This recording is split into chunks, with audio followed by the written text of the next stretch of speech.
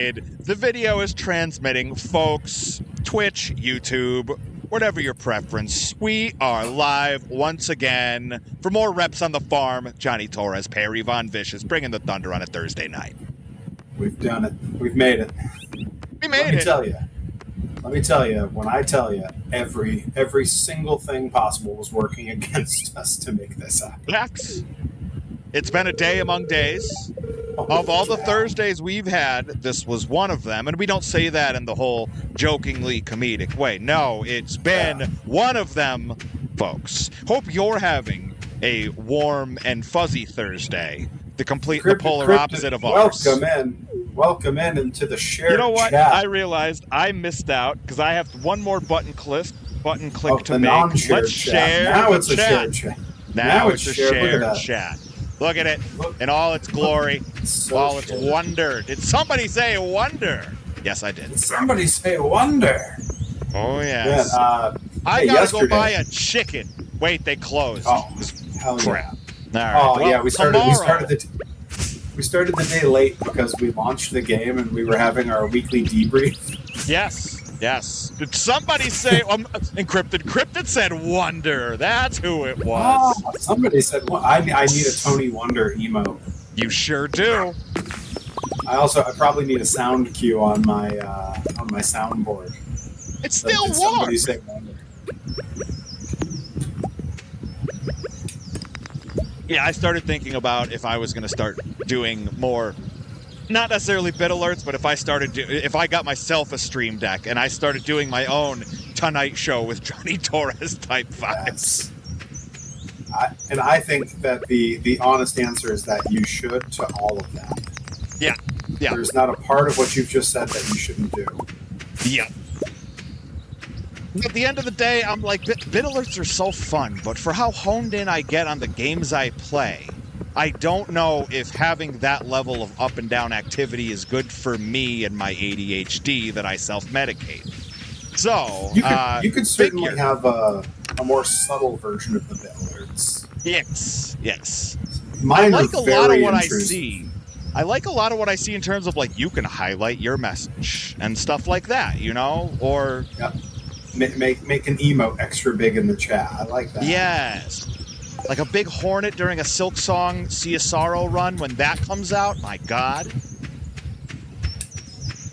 That's when I'll start up Silk Song again. For the folks that are in chat that have been watching my stuff before and are wondering, why'd you just stop playing Silk Song? Somebody say wondering. Somebody say wonder. It is a wonderful stream already. We are just now hitting 3 minutes. Yes, I did just say 3 minutes. We're simply having a wonderful Thursday stream. Oh, yeah. It's what the doctor ordered. It gets the people going. Yep, Dr. Paul McCartney. He is about as real a doctor as Dr. Tom Pritchard. Was he? He was the walrus, correct?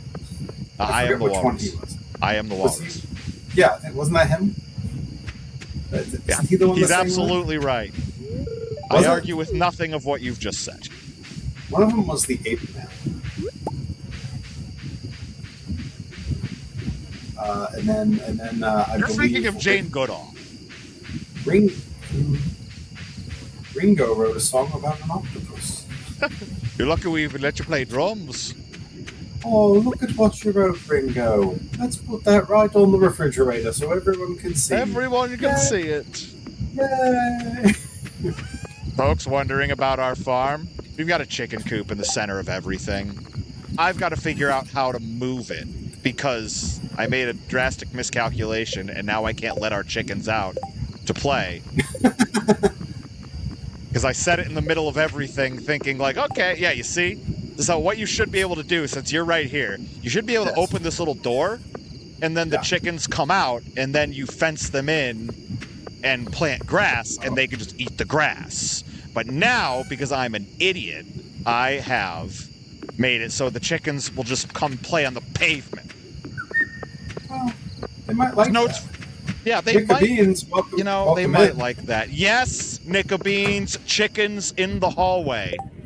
This is... That's where chickens go. That is where chickens go. Ask Corey Matthews. Ask the whole Matthews clan. All right, I gotta remember. Somebody say remember. Yes. I could definitely, because I'm thinking like I'm going to have different soundboards for the different games I play. Yes. And I think a little snippet of Magic Chicken by the Aquabats is a good one for Stardew Night. That's a really nice landmark first Aquabats bit alert, too. I think that's a nice place to start. Magic Chicken? I think so. I mean, you're right. I do. The layperson would say Pizza Day, and I mean, there's no arguing that either. But if you're going for deep cuts, Perry, if we're going for deep cuts, the big issue there is that I don't stream on Fridays. That is true. That is Friday true. Was Pizza Day. I mean, if you stream another day, it's okay and play the song. As long as Friday actually it can be Pizza Day and you're living that. That's what matters. What time is it? I've almost put myself to... Yeah, I was like, did I fall asleep outside? No. There's a risk of that happening here on Thursday night Stardew Valley. Hope you're all having a great Thursday. I play my Monday Stardew. Monday Silk Song. Tuesday Psychonauts. Wednesday Making Toys with Joey Nails. Thursday Stardew Valley with Johnny Torrens. Yeah, see, you got like a theme song happening already. Friday is Pizza Day, the best day of the week. Because Friday I don't stream, so I can just leave it. Right. That actually is Pizza Day. It's not there was an earthquake during the night? Oh, I need a John Tento alert. I hate when this happens. You know why? I'll show you why. It's a randomly generated event, and various different things can happen. We're about to find out which of these things happened to us. It's not a shark. It's a man. It's a man. Not an avalanche. I'm a man. An avalanche, not a shark. A man. John Tento. All right. Well, this could be anything, folks. It could even be a boat. No, it can't be a boat. All right, well, it's going to be a beautiful sunny day tomorrow. I already know how to make an omelet. Thank you, Queen of the Sauce. Okay. Well... Nothing destroyed there. The earthquake can destroy a bunch of things, and it's a roll of the dice to see if anything gets destroyed. One of the things when you rebuild this structure in the center of our town, the greenhouse, it can destroy your greenhouse. Oh, goodness. Which costs a lot of money to make. So, like, yeah, earthquakes, every time you see them, you kind of, like, sit up straight. And survey the damage. Like a real earthquake, don't you know? My axe isn't strong enough to break these stumps. Not yet, it isn't. We gotta work on that. Hold on. Wait, I there. Hey, Automatic 6-7 in the chat. That's a long message I see right there. But who better?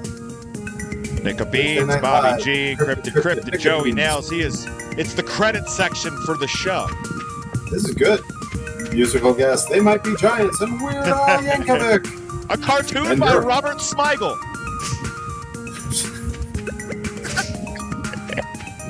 The old SNL heads know. They know a thing about Robert Smigel. Ooh, I got a spice berry. I love that. That's a spice. Tell you what you want, what you really, really want. Oh, good. Really, really, really wanna zig-a-zig ah. Man. Spice Girls were great. They're the best. They're the best in the world. In the world.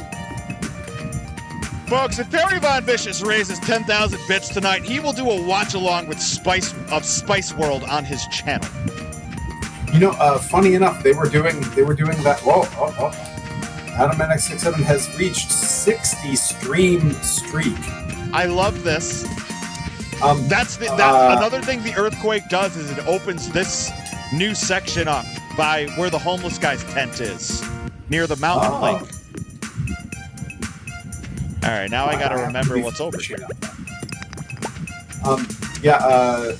Oddly enough, Brian Abu Chakra, KLBR, King Lord Brian Radio, who I stream all the time on these nights, that was he's doing that. He's doing a Spice World watch-along sometime really soon. It was his sub-goal.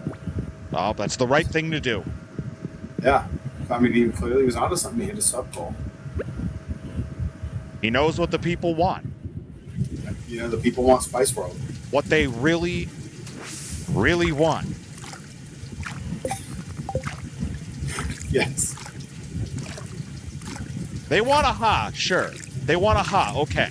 But what they really, really want, above all else, is to zig a zig ah. Yep. Mm-hmm. Yeah. Weird Al. You know what's crazy is I recently, like within the last month, one of the podcasts I listened to, the two guys on it were talking about the Spice Girls, and in their conversation, I found myself completely unable to name all 5 Spice Girls. I could get 4 every time, and I could not think of what the hell the 5th one was every single time, and it was like hours, and I fell asleep. It was like counting sheep, but I was trying to name Spice Girls. That's fantastic. That's a great way to fall asleep. Well, like, can you name all 5 right now? Oh, hang on, or should I do it? Which one of us? Do it in your head first. Because if you can get all 5, I'll try to do them out loud, and I promise you I won't get them. You're having trouble getting past 3. Yeah, you're doing what I did. And then I keep, Who was I missing on? Ginger. I was missing Ginger on my list. Adamatic67 dropped him in the chat. I believe that Ginger was the one I missed every time. Yeah, Ginger was the one I was missing too. The irony that's the only one of those that's actually like spice adjacent. Right. The rest of them are not spices. Are not spices, no. No, like not ground at all. Ginger, right. You find the spice on. Right, there's no cinnamon spice. Yeah, why the hell isn't there a cinnamon spice? I have a lot of questions now. I guess I gotta go watch. I'm sure there's a official and credited Spice Girls documentary that answers all of these questions that keep us up at night. Okay, here's a good question. Because I mean, really, these particular streams always turn into like it's half gaming stream, half sort of like stream of consciousness podcast. It's a little bit of both, yeah. Because I'm in the mines right now. So perfect. Let's delve into your mind. Yes, yes. How very psychonauts of you. Yes, I'm an intern. Working for whatever his name was, Josh John Samson or something. John it was a bunch of it was a bunch of first names turned into one real name. Wait till you see who the voice actor for him is. Let me ask you this. What was the last Wikipedia wormhole you fell in? The last Wikipedia wormhole I wandered down? Or rabbit hole. Either way, I'll take either one. Well, I'll tell you what. I can tell you, because I have the actual app that keeps an exhaustive history of my Wikipedia, so that I can tab back to them at any time. Let's see what the last one that was open was. Okay. I was reading about the various actors and actresses on the hospital drama New Amsterdam, which for Blacklist fans out there, I got hooked on it because the lead is Tom Keane from the Blacklist. And I'm like, that actor is sick. I'll watch anything he does. So I got into that recently. I've seen clips of that flip by on TikTok. Really good. Seems great. I mean, I see it in tiny little bursts, but it seems great. And if you're wondering who the actress was, it was Janet Montgomery, who plays Bloom on New Amsterdam. Adamatic67 says pepper spice, seasoned salt spice, cinnamon spice, chili powder spice, and paprika spice. There's something just not sexy about sea salt spice, or chili powder spice probably has something going for her. Paprika spice, I bet she could get it. There's something, I would call it, for me anyway, sexually confusing about the idea of garam masala spice. I don't know. I thought you were about to pitch. I thought you were about to pitch sexually confused spice, and I was like, Perry, I don't think that's in the theme. But now that I see where it's landed, I'm for it. It's intriguing. It is intriguing. Gets the people curious. The last Wikipedia rabbit hole I went down was earlier today. Because YouTube, see, it always starts off Wikipedia. We're streaming or YouTube, it's one or the other. It's a long-form video that leads into a shorter-form thing. So I was watching something completely unrelated to what was recommended to me, and a video was recommended to me that was the history of Michael Jackson's Neverland Ranch. Okay. Which is super intriguing because everything I've learned about that place, it sounds amazing. Yeah. Like, and the fact that like the trains. Elmira Marks, everybody. I can see the name Cuban Spice going real sideways. Yeah. Pat yourself on the back for that one. My God, bless. I hit the Seinfeld bass on that one. Yes. Nicely done, Elmira Marks. But I love that the train station is like so closely modeled after the train station at the gates of Disneyland. Of course. And like, you know, there's a theme park aspect to it, and then, you know, there's like a performing theater built into it. Like, so cool. Oh yeah. And the history was really interesting. But it led me was because I had to go look stuff up when I was watching the video, was to Lisa Marie Presley's Wikipedia. And man, I did not understand that, like, to the very end. Like, I assumed that her story later would have been like, yeah, the marriage to Michael was like, it was all just a put on or whatever. It was a thing we both needed to do for whatever. No. Apparently the two, like, to her death, she swore up and down that the two of them were just completely in love, and it fell apart because other people interjected themselves. And apparently for like 5 years after the divorce, they were still like on and off again with each other, just silently and not telling anyone. And then like at his funeral, she was the last one there, like hanging out like by the coffin and stuff after everyone had left. Like, I read that, and it was so intriguing, but it was also like so humanizing to someone that has not been humanized at all ever. Yeah. Right. Fair. That's that's a good one. I remember really stumbling across a listicle about like a cracked or something that was like 10 things you might not know about Lisa Marie Presley. Interesting. I did know the coffin thing, that she was like the last one hanging by his coffin. That one was pretty well documented, but the rest of that was, to be fair, I wasn't that deep into, like, I didn't go down her rabbit hole to that extent. But yeah, for me it was just today, and like it's all covered pretty like well right on the Wikipedia. Really interesting read. I have to do that. Yeah, turns out she has a very interesting life. She's one of those poor celebrity people who got sucked into the world of Scientology deeply. Oh gosh, which is a real shame. Apparently that happened before she was with Michael, and many people suspect that those were the people who were trying to tell her to get away from him. Yeah. Because he was very notably a, what's the Latter-day Saints people? Latter-day Saints. Yeah, what the hell? The Mormon. No, not Mormon. He wasn't Mormon. He was the other thing. What was the thing he was? Fifth-day Adventist? No, maybe. I don't know. He wasn't. Everyone in the chat is just mocking me for not knowing anything. No, he was. No, he wasn't Lutheran.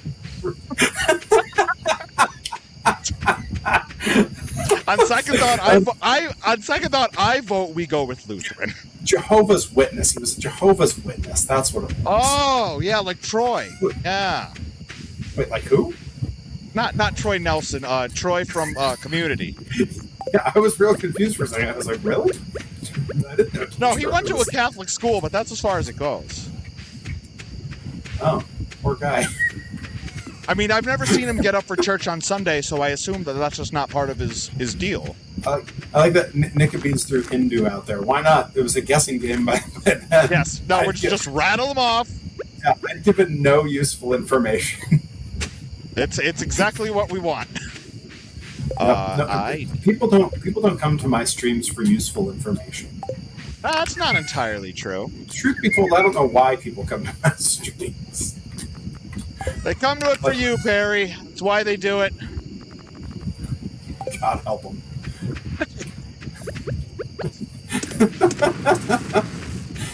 Having a great time. Bye. Dasher dancer, prancer, vixen, comic, cupid, thunder, blitz. These poor souls. Robotic pops into these streams, and it's like he's dropping seeds off for the birds. He's like, somebody's got to feed these poor bastards. Clear and sunny all day tomorrow. Let's go. I love that. I don't love that it's 12 a.m. Trying to smelt here. Gotta tell you, Adamanic67 says, we come to the stream because sometimes the day just sucked ass, and we all want to chill and relax. And man, that's why I'm at the stream today. I like it. We all made it here. We had to crawl on our hands and knees for 3 full days. It finished the line. But anyways, yes, we got here. Finally, we arrived at the world-famous Stardew Valley Holiday Inn. Today was one of those days that was so out there and such a mess that Robotic, you almost got a text from me frantically looking for you to come pick me up somewhere. Hitchhikers, pick him up. Yeah, don't worry. Everything's good, though. All the vehicles are in one piece, and we're all here. Yep. It was close. It was against the odds. The folks don't know. Johnny Toro's got because he was wearing headphones, he got 2 earfuls. It was he got to hear about it in stereo. Yes. That's a lesson. Don't worry, everybody. The truck is in great shape. It's going to get me to my bookings this weekend. The car is in great shape. It's going to get us the steam-powered giraffe on Saturday. Nothing could keep Perry away from Westfield, Massachusetts this Saturday. Well, partially because, Westfield and Deerfield, they're not, terribly far apart. He would have gotten there regardless, but... About an hour, but yeah. It would happen, folks. It would happen. Yeah. Kirby would have picked me up. Dragon 50 Cal would have picked you up. Kirby usually is the one. Kirby is not going to be there. Really? He will not. How 50 Cal is handling everything with the ring, from my understanding. Pulling back the curtain, folks. Well, this is how the sauce gets made. Well, that's good. I was going to message Kirby and ask him if he needed me to come early and help, but Kirby ain't there. He certainly can be. No, he's ready for us to come see him, and then we go watch baseball. Oh, that's right. If you'd so like, and the schedule lines up accordingly. Oh, we're thinking the happiest of thoughts. I'm thinking about the chickens that I'm going to go get right now for our farm. Folks, we are about to have chickens. Yes. It'll be just like my Go Live post. What do we name it, Perry? What do we name the first chicken? Do we name it Ripper? Okay. So I love the idea of aiming for 2 chickens because I've every time we've gotten cats, we always aim to have a pair. Okay. And I have pitched this pairing name on 3 separate occasions, and every time my wife vetoes it. Okay. I wanted to name them Quaker and Fumi for earthquake and typhoon. Okay. Am I being vetoed again? No, it started. I don't. How do you spell Fumi? How about hawk and animal? How do you feel about naming a chicken Hawk and the other one Animal? You know what? Our dog can be named Paul Ellering. Okay. Maybe an influencing factor. Yeah, go ahead. It's a randomly drawn thing if we get a brown chicken or a white chicken. They lay different kinds of eggs. We have a brown chicken. The naming screen is up. What do we think? Now that we know it's a brown chicken. Ooh, wow, 51-inch carp. How am I supposed to walk? 51-inch carp? We can name it that. Wait, I can't use numbers. Crap. 51-inch carp is like, that's this game's equivalent to 50 cal. We can't use numbers. Damn it. Booker and Sheldon, yes, like Garfield and Friends. Never mind. I had to scroll. I had to click through the menus. I can use numbers. Don't worry, Perry. Don't worry. When I think brown, because I'm still in my mind going wrestling names. My my brain goes kind of right to Mantar. You know where With that my brain terror- went? My brain, when I first saw a brown chicken, I wanted to name it James. James Brown. Oh, and Herobotic will appreciate this, and that brings us directly to Quincy Jones. We did it. All right, James it is. So if it's White, is it going to be Jack White or? I'm down for Jack. I'm down for Jack White. We can do that. All right. Oh, Great. I like. Now here's our dialogue for anybody watching my stream. Great. It was a girl. Great. James. I'll send little James to her new home right away. I love it. We did it, folks. Elmira Marks says brown chicken should be called a brown cow. Not bad. Okay. It's a neat. That's a name says scheme. Quincy Jones. Yes. I'm certain, based on when Quincy Jones dropped in the chat, that Herobotic had typed it and hit send before I said Can I it out name? loud. Wait. Can I rename the dog? Hold on. Is the dog already named? Yes, the dog's name is Nitro. Oh, I had that's to not name the dog when I first started up the farm, and that was the first name that came to mind was Nitro. Is that named after WCW Monday Nitro, or is that named after the American Gladiator? I didn't even think about it that far. I'm like, need a dog's name. We're going live in 15 minutes. Okay, Nitro. Yep. Okay, all right. Yeah, it's one of them things. Sure is. All right, so yes, we have a nice naming queue picked up, folks. If you send Perry Von Vicious enough bits, we might name our next chicken or cow after you. Oh, that's a good thing. Also, the reason I thought about renaming the dog is because I saw Quincy Jones, and I was like, rename the dog Quincy Bones. Oh, that would have been so good. We named the dog Quincy Bones, and then every other animal we get for the farm we name after famous Motown artists. God. And we've never been whiter. The rooster being the first male, because all the chickens are girls. When we get our first rooster, we name it Urethra Franklin. Come on, people. I'm for it. I'm in no way against it. I need a silo. Let's go. I need Herobotic says the first time we did the Quincy Jones thing after I moved back was like having someone be my sleeper agent wake phrase. I love that so much. We've been doing I think you know the Quincy Jones thing. Yeah. Talked about it. You've told me of this before. Yeah, but so for chat. For those in the chat, anytime a celebrity name gets dropped and someone thinks of it right away, you need Dizzy Hellfire, welcome in. As soon as someone names a celebrity, it becomes the Degrees of Kevin Bacon game, yes, where you have to then name someone related to that celebrity that they named, and it goes back and forth until one of you gets to Quincy Jones.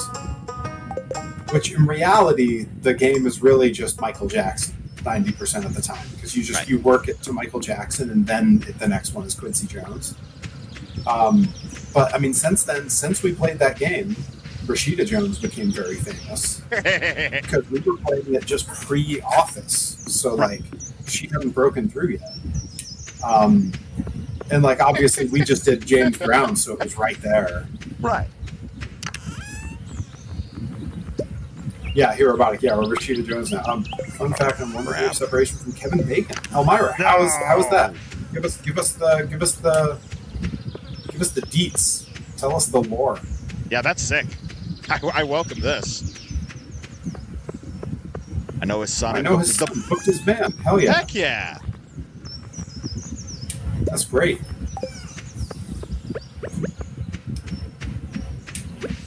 I've enjoyed with wrestlers. We play the degrees of separation from WrestleMania. Like, how many degrees are you from WrestleMania?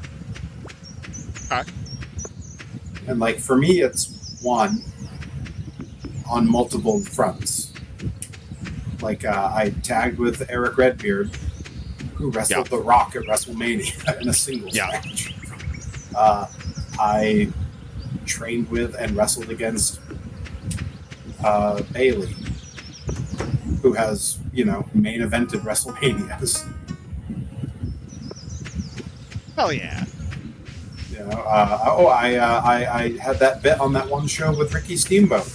Right. Randy goddamn Savage at WrestleMania. You got a carp at 42 inches. I just walked by you and I saw that. Oh, it tells you when you walk by? It has a little bubble above your head. Oh, sick. I also got 2 things of coal because there's a chest. I love that. Yeah, I was trying to think of the most renowned folk. I wrestled Matt Taven, and I know there's a degree of separation there that isn't too far off. I mean, that puts you 1 degree from wrestling. Honestly, I could cop out and just be like, 2012 King of Trios, the Battle Royal I was in it with Marty Jannetty, the 1-2-3 Kid, the Powers of Pain. Pick one. I was going to say, was Demolition in that one? It seems like they were. Right, Demolition was in it. Yep, so pick one. Like, right. So, like, I could cop out probably behind that really easily. But Matt Taven is an easy one, too, of Matt Taven wrestled Jerry the King Lawler, who was in WrestleMania. Yeah. Like... Yeah, like, I think about, like, how many degrees are you from the Royal Rumble? Like, what's, oh, God, I forget what his name is now. I did this last night, too. Powerhouse Hobbs? Yeah. Oh, yeah, that one's a good run for you, yeah. Yeah, he and I have, like... You have a hardcore Holly, so... I mean, WrestleMania and that are both... That's a 1 degree, like... Yep. Yeah, that's a 1-to-1. Yeah, this is something I was talking with someone about this, and we were saying, like, it just turns out that wrestling is a way smaller world than any of us want to give it credit for because it seems so vast. Yep. It's not. Like, you wouldn't think either of us having a 1 degree separation from, like, Wrestle Kingdom. Right. But we both have 1 degree separation probably on multiple fronts. Right. Like Taven by itself, like is like it had his Wrestle Kingdom thing. Yeah, I mean for you, you've got a couple. I was in a battle royal with the Bucks. I teamed with and tagged against Tajiri. Like there's a ton of them there. Jeez, Tajiri for the Mania thing. Right. I didn't even think of that. Right. Yeah. I mean that's half a degree. Yeah. Like had he cooked me dinner at his house. I was gonna say there's a fun degree of WrestleMania thing. Who from there has cooked you dinner? Yeah, I was gonna say Bailey never cooked me dinner, but definitely came over and hung out at our place a bunch when I had dinner, so it works. Yep. Like Nunzio multiple times. Juventud Guerrera, not a WrestleMania one, I don't think, unless the Mexicools made it. But he's big enough that he's his own fun one. God, I caught a lot of fish today. Of course you did. You're an angler Saxon, very religious man. Yes. Is that the one that Michael Jackson was? No, that formed the band Wasp. Yes. I think you're thinking of the Jackson family. Oh yes, that's its own religion. God bless. They work day and night, I hear. I mean, yeah, they got me working day and night. That's technically that was a Michael Jackson. I mean, if they keep working at it like that, I mean, I'm just going to keep doing Michael Jackson. Please. If they keep working at it like that day and night, they've got to be starting something. Yep. With the kind of injuries that incur from that, you got to heal the world. Makes you want to scream. Yeah, it makes me want to scream. Good. And there's no gray area. It doesn't matter if you're black or white. Yeah, what's your favorite Michael Jackson song? Oh, yeah. Chad, I want to know. Can you show me? I think we're veering off the course here. Nope, it's going to be fine. I want to know your favorite Michael Jackson song. Yes. We are the children. That's true. That's what Dizzy Hellfire said. That we are the Thriller, children. Smooth Criminal, Beat It. Solid choices. I like it. I mean, that's the thing. It's like Michael Jackson had a perfect 4-album run. Imagine. Can you imagine? I can't do that. Like, releasing Off the Wall, followed by Thriller, is absurd. But following it with Bad is unreal. And then following that with Dangerous? What? Wild that like bad. I heard Bad and Dangerous before I heard Thriller as a kid. I think there's a pretty good chance that I heard stuff off of Dangerous before I heard stuff off of either of the other two. Fair. But it would be real close. Because he says, I only ever heard Dangerous. Oh, interesting. In our information era now, it's all at your fingertips. It's 1 Yeah, will you o'clock be and there? I may not make it back in time. I may fall asleep in the mine. I see Will You Be There on Dizzy's list. That's a good one. That's one I Yep. hadn't thought of. Yep. The freaking Free Willy soundtrack. Just Pretty recently Young got Thing Thriller. was the first song, like, as a kid. I'm like, this is awesome. Who is this? Yeah. Okay, fun fact about Free Willy. I see Dizzy Hellfire. I mentioned Free Willy in that pop Dizzy Hellfire. Fun Free Willy fact. On the flight back from Japan. Oh, I'm not making this. Yeah, I was wondering if you're ever going to bed. On the flight back from nope. Japan, all of Rip's electronics died. But he had hardwire headphones with him. So he plugged them into the back of the seat in front of him to watch a seatback movie on their little thing. And the selection was only like 7 movies deep. And one of them was the original Free Willy. And so on my vlog of us flying home, there is a clip of Japan in the distance, because he started the movie right away. It's Japan in the distance disappeared. Okay, and I pan back through the window, and it's just Rip not paying attention to me, gleefully watching Free Willy. God, that should be like on one of his shirts for merch. It's just him posed like the kid with Delmy floating over him like she was jumping. You remember when I gorilla pressed that Print it now. When I gorilla pressed that great big dorky guy from Canada at that Randy taping? What was that guy's name? Well, Hey, Scarecrow. Yes, I had to put one down because a crow was eating our stuff. But there was a big heavy kid from Canada that I gorilla pressed at one of those. Perry has wrestled many heavy kids. And I took a great screen grab of me gorilla pressing him from the video. And the way he was posed, because he didn't plank out like he should have, he was all arched funny. And I photoshopped it so it was me gorilla pressing Free Willy as it jumped over me at the thing. And I remember sharing that back in 2019 sometime. Dizzy Hellfire says there was a Free Willy 3. I believe that's the one that stars Bindi Irwin and who's the country singer that's also an actor that passed away not long ago. I knew Toby him. Keith. He was. No, is he dead? He is dead. Wow, and he was no idea. one of the most recent ones to die. No, this was a couple years ago. Oh, okay, maybe it was 4. It was Chris Christopherson. Oh! He starred as the grown-up opposite Bindi Irwin. It was my turn to not know somebody was dead. But yeah, I actually knew Chris Christopherson a little bit. His son Jody Christopherson was a wrestler for All Pro Wrestling. He was great. He was a good friend of mine. And so I got to meet. It was so weird meeting Chris Christopherson because I had never heard of him a day in my life. Yeah. I did not grow up in the kind of house where we listened to any kind of country music from any era. I'd never seen him in any movies. And so everyone at this thing was like, it's such a big deal. He's here. Are you going to meet him? And I was like, who? And a couple of the guys thought I was just doing that, don't doing sell. A bit. Yeah, they were all they thought I was doing the wrestler thing of not selling how famous someone is. And I just legitimately didn't know who he was. So when he walked in the room, everyone realized I was being legit because I had no reaction to him coming up, introduced himself and said hi. And I said, hi, nice to meet you. And I just turned to whoever was next because I didn't know that he was had hosted an episode of The Muppet Show.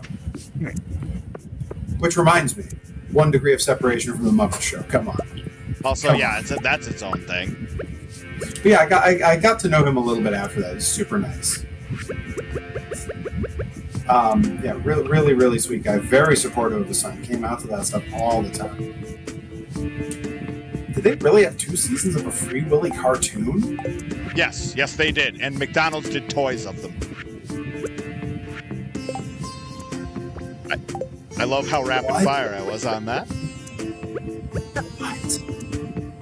Oh my I bought James a heater for the winter months in case James gets cold. Oh, I remember James. She's a chicken. Yep. She's a chicken named James. Yep, she's a chicken named James. Writing that down for future episode titles. Good title. She's a chicken named James. That sounds like a Bob Dylan song. Jody was pretty damn cool. They ruined Warpig when he came into NXT. He went into NXT twice. He was named something else the first time. I don't remember what. And then they brought him back as the Warpig, and both times they used him terribly. Occupational hazard. Hey, Robotic, I like to imagine that the Free Willy cartoon was one of those TMNT rip-off Manimals. Hell yeah. He was a crime-fighting whale. It was closer to the animation style of Mighty Max. Oh. So, I mean, maybe Y'all remember Mighty Max? Come on.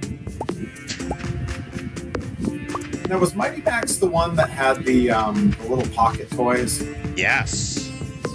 Yeah, my brother. I love those. Those were sort of like the boy version of Polly Pocket. Exactly.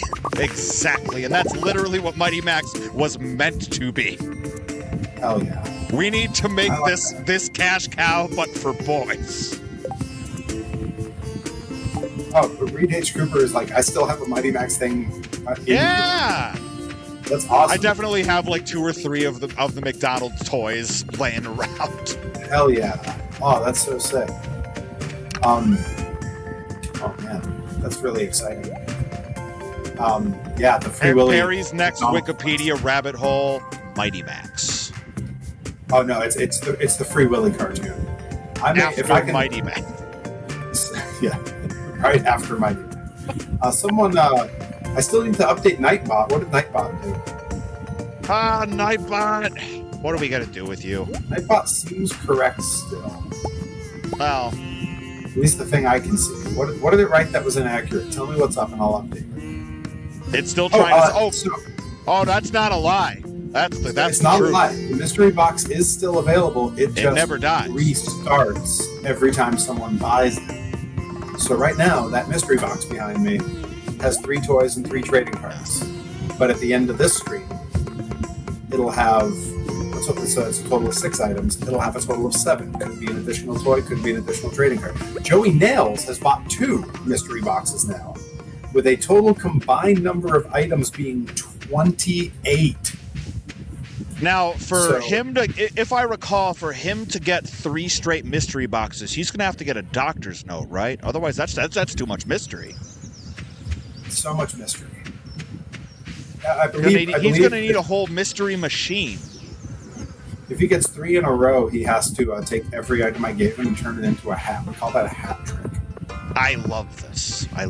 And if there's nobody more appropriate to do a hat trick than Joey Nails. Diz, that situation you've described as a common one among millennials and their toys. That is a common thing I've heard where it's either, yeah, at some point my parents sold all those old toys, I got none of the money. Or it's, yeah, at some point my parents just gave all that stuff away and didn't ask me if they could. Like, I've heard both of those, and it's pretty common. I'm pretty lucky. The stuff that I cared about, I either gave away on my own or I absconded with. Yes. I think I've talked about it before. I have one item that I ever had that I accidentally gave out to the thrift store and didn't realize that it had been in the thrift bag until it was gone already. And I was never able to get it back. I had friends looking at the thrift stores in our area because, you know, it's one of those ones where the thrift store could end up at the one you put it at or one of the nearby ones. and it was a autographed Gallagher T-shirt. Oh yeah, yeah. I've heard about this one. Yes. Yeah, and that has haunted me. Haunted me.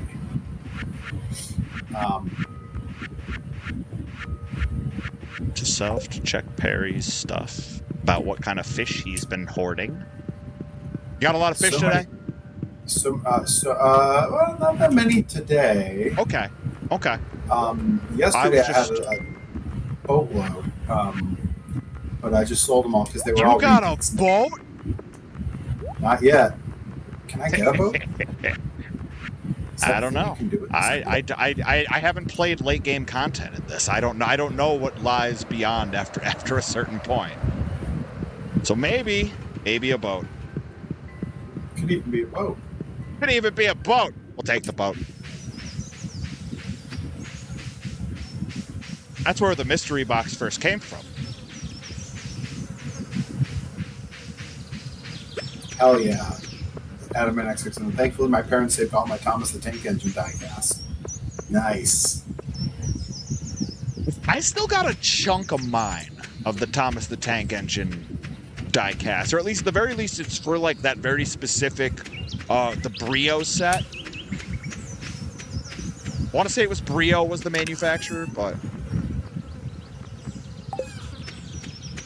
the golden era. Unless you're Diesel. Nobody likes a Diesel. Wait. Oh, the train. I thought you were talking about Not Kevin Big Daddy Nash. Cool. Not Kevin Nash. Yeah, I was like, No. what are you talking about? No, he's fun. He's more than fun.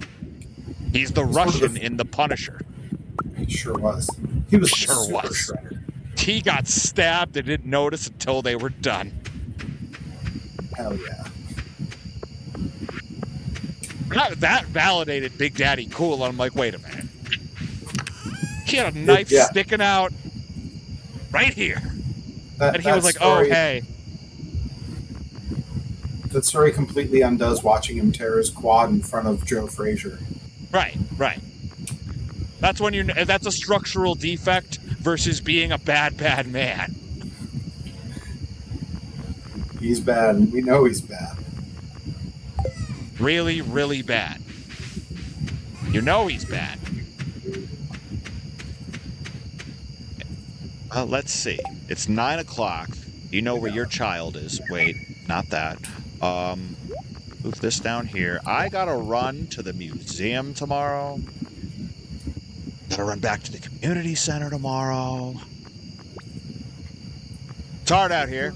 It's hard out here for a budding farmer, especially in the year of our Lord 2026. It's never been harder to be a farmer. Okay, common mushroom. We got mushrooms in our caves now. Pets' heads are falling off. I got worms. That's what we're going to call it. That's what I should have named the farm. We got worms. Wormtown. Got no food. Got no jobs.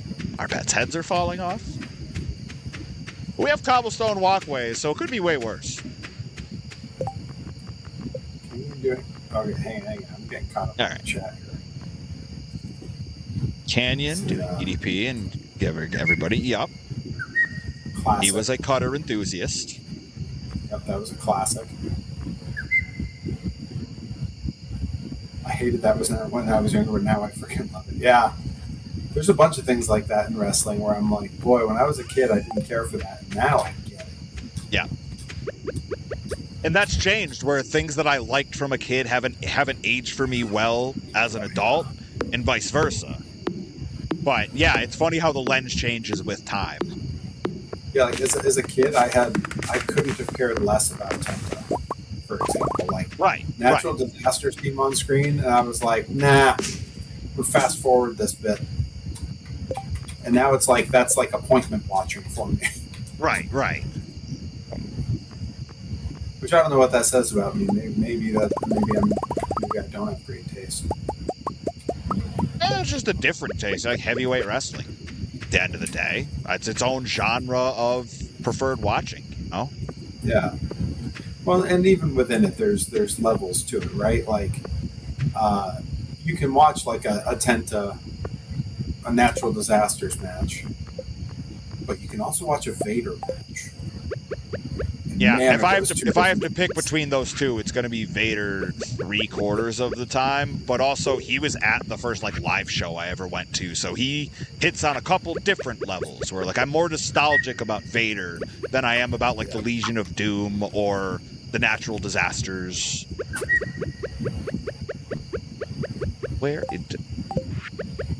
Listen, I know I have to go to bed, but this stone fence isn't going to build itself. Young John Tenta versus Young Vader. That is a dream match. I'd watch the shit out of that. Of course. I mean, we probably almost had it at some point, although Tenta would have been under the Golga hood, I think. Get that out of here. Now, there's an act that I liked when I was young, like in real time watching it. Sure. I think I like more now, and that's the what was the group? Oh no, I'm gonna do it again. The Oddities. What was it? The Oddities. Kurgan and Giant Silva and Tenta is Golga and Luna Vachon and ICP was in there. They did the theme song. Yeah. And what's his name? The guy who's like the big deal in AEW now, manages everybody. Because he was their manager. In the Oddity? Yeah, because he was Cyrus the Virus over in ECW, and then he came. I think of the Truth Commission when I think of the Jackal.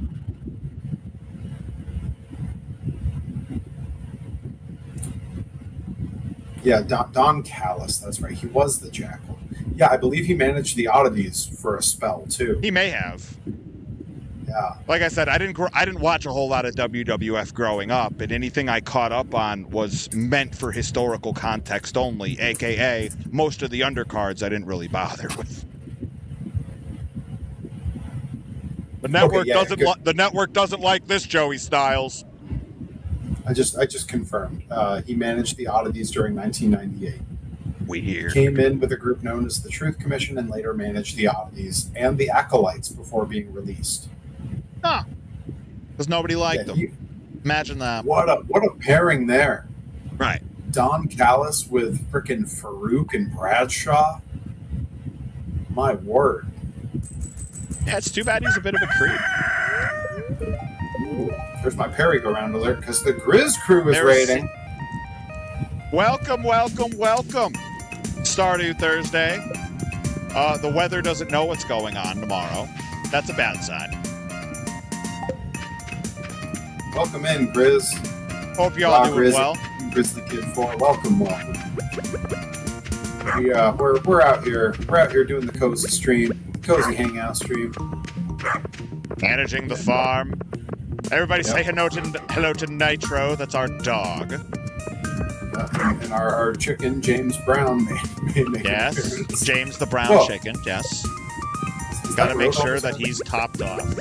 There you go. Some more hay. Enjoy. All right. Adam now, I believe he got released because people were saying he was getting himself over the wrestlers he was supposed to manage. I mean, did you just hear the list of wrestlers he was made to manage for a lot of that time? Yeah. Oh, you're telling me somehow he was more over than Giant Silva? Or and Kurgan? Then somebody walked into a meeting and they were like, what if we were more careful about the wrestlers that we hire, and then we don't need to hire managers because they can get themselves over? Imagine that. And everybody's blood just shot out of their noses in perfect stereo. Yeah, like I enjoy a wrestling manager once in a great while. I think you can have one on a roster, and it needs to really fit with the act. You need like a solid, it has to be that it's a two-person act. You can't stick them with someone else. I don't like them managing a whole crew. I like when I think of like Paul Bearer and Undertaker, fantastic. That act was solid. That was because Taker couldn't talk. I mean, but he could in that character. Not just really. That he spoke 10-word promos. I mean, I guess for the first couple years, But like right around the time of like the Yokozuna casket match, he had whole promos on his own because he was separated from Paul Bearer. But 9 times out of 10, that's the whole point, is that managers are training wheels. And if you have managers on your roster in general, that doesn't necessarily speak to the talent of the manager. That speaks to a lack of depth in your roster. And that's where WWF is funny about it, because we always like to hype up the variety of manager cores that have come through there, as well as the NWA WCW at the time. But then we look at their clients, and it was like, okay, we could have saved hundreds of thousands of dollars not hiring a manager and a wrestler that needs to be troubleshot. Yeah. I mean, again, though, I do think there are occasions where the act is stronger than the solo. Like, even if Undertaker could have talked, that character being mostly silent and having a talking piece was really cool. And there was something about the menagerie of seeing the two together. Like, that's like sort of the hard line I draw on that. Okay. It's like, I think that was like, there was a unit there. But like, yeah, like Adam NX67 mentions Jim Cornette managing the new Midnight Express of Bart Gunn. Right, like you weren't gonna let them talk for themselves. Neither one of them. Right, but I also at that point wasn't gonna let them talk. Right. No, I would never let either one of them. Even now, I wouldn't let either one of them talk for themselves. Yeah, yeah, and I also would. You would have a hard time getting me to push either of them. Yep. And not just because they couldn't talk. I think you can push people who can't talk. I've seen tons of great talent who are not great talkers who do great things. They either learn on the job, or they have that cup of coffee with the main event, and then they find something else to do. Or in the case of Alberto Del Rio, they go to prison. Grizzly says, "What did I walk myself into?" Yeah, we're doing a bit of some Stardew Valley, but we're just rambling on endlessly about God knows what. This is what we do when it comes to wrestling. We get surgical with it. Yeah, we get surgical. We get very inside baseball, and imitators try to take these things and claim it. We're innovators. We try to take these things and change it. You know. Chris, we're doing great. We're having a lovely time. This evening is way better than this day was. Breach. It has been a day and a half. Oh, we got peppers though. We've been talking about Quincy Jones. We've been talking about Rashida Jones, James Brown, Urethra Franklin. Grizz, any of the Grizz crew, whether it's Grizzly Kid or Raw Grizz, I saw both of you in here. What is your favorite Michael Jackson song? And yes, we will accept Jackson 5 songs on the list. Yeah. Reed H. Group of Orlando Jones? I like Orlando Jones. I like Orlando Jones. He did a great job in The Replacements. The Replacements. Chat, who's your favorite Replacements character? I thought you meant the band, The Replacements. I love The Replacements. That Replacements as well. Oh, God, The Temptations. Oh. And Quincy Jones. There he is. The Temptations. Okay. Oh, man, I really like Thriller and Beat It. Solid answers. Yeah, Herobotics is Paul Westerberg, I guess. He went with the band also. Hell yeah. No, you nailed it. You nailed it. Change nothing. Change nothing. I love that me and Herobotic went the exact same direction on that joke. Super good. Super good. My tools do I upgrade? Axe, probably, right? Man. Yeah, why not? Yeah, get rid of those damn stumps. Yeah, it's time for those to go. They don't care about us. Super underrated. Yes, Reed H. Cooper. What a jam! That one, and You Are Not Alone are two that I completely forgot about until like a year and a half ago, when they came up on a playlist I was listening to, and I was like, oh man, I forgot that History was an amazing album. Yeah, Nick of Beans. Pretty young thing. UIT. Hell yeah. One of the best ska covers of a Michael Jackson song that's ever existed. Oh, who does that? Holophonics. Let's go on the list. Hold on, I'll send it to you. Yeah. Actually, hang on. Once I get into bed, I'll send it to you. Time is money. You know what, chat? We will. We were talking how we get surgical on wrestling. Let's get surgical on this Michael Jackson question. Chat, what is your favorite Michael Jackson song from the Thriller album? See, we got to get specific. Kabine says, I only like Bad because of Weird Al. I assume you mean the song Bad, not the entire album. Because that album's got a lot to offer. Deep cuts. I mean, that's an album that until I was older, I didn't appreciate how good it was as an overall piece. Because, like, you got, like, tracks that you completely overlook, like Speed Demon. But then there's, like, Dirty Diana's on that one. I Just Can't Stop Loving You's on that one. Like, incredible album. Yeah, that's not one I can even... I have to, like, look at a full list of the tracks because it's like, you're going to forget one, and then you're going to say something else. Okay, Reed H. Cooper on the subject of tracks from Thriller went with my pick from the Thriller album and said Human Nature. The Hero Robotics says Thriller has to be Want to Be Starting Something. That was my knee jerk. I needed to look at the others. Want to Be Starting Something is it's either one or two. Yeah, it's either one or two. Hey, you know, that song, it's too high to get over. And too low to get under. It's funny that came up because that was, I think, another like one I had written down on like list of Stardew Valley episodes. Want to Be Starting Something. Oh, I think we had talked about that.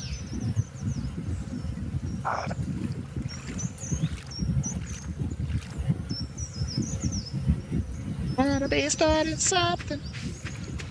It was funny for a while in like middle school. Me and my friend both played like pee-wee football, and we were like, we should try lifting weights. This was my first foray into ever lifting weights, and he alternated soundtracks on each day between, this was summer, between Thriller and the Rocky IV soundtrack.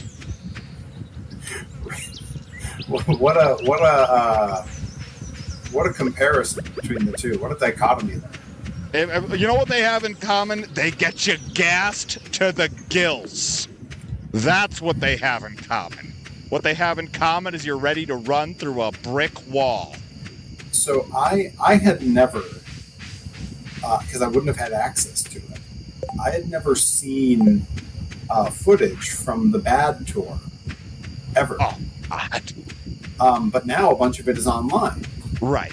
And moreover, I had never seen footage from the tour that came right before that, in the interim between Thriller and Bad. That was the Jacksons, what the hell was that tour called? Someone in the chat's going to tell me. But it was the Jacksons tour. Because the Jackson 5 couldn't tour anymore because Jermaine was married to the owner of Motown Records' daughter, and so he had to leave when they left Motown. So Randy had joined in his place. Randy? And they had to call themselves, Randy Jackson. And they had to call themselves the Jacksons. That tour, there's the at-home footage, or like the home video footage from that is online. It is amazing. The opening is like a fever dream. It's like Lord of the Rings shit going on stage for like 15 minutes. Hell with yeah. the final reveal being Michael out of some kind of weird space orb. It's crazy. They do a bit of stuff that was like the Jacksons. You know, they hit like, you know, some of the Jackson 5 hits or whatever. But for the most part, they're just doing Thriller and yet unreleased tracks from Bad. Hell yeah. And I'd never seen any of it, and somehow I was watching it during a workout one morning, early in the morning, I knew every song before they started it. I knew what was coming next. They would go into some vamp, and I would hear like a swell from the band coming up with no discernible beat or anything. First lyric comes in, and I'm with them. It was crazy. And I don't know if it's because a lot of it just carried over to later tours, and I was having like a sense memory from watching like Live at Bucharest from the Dangerous tour. Yep.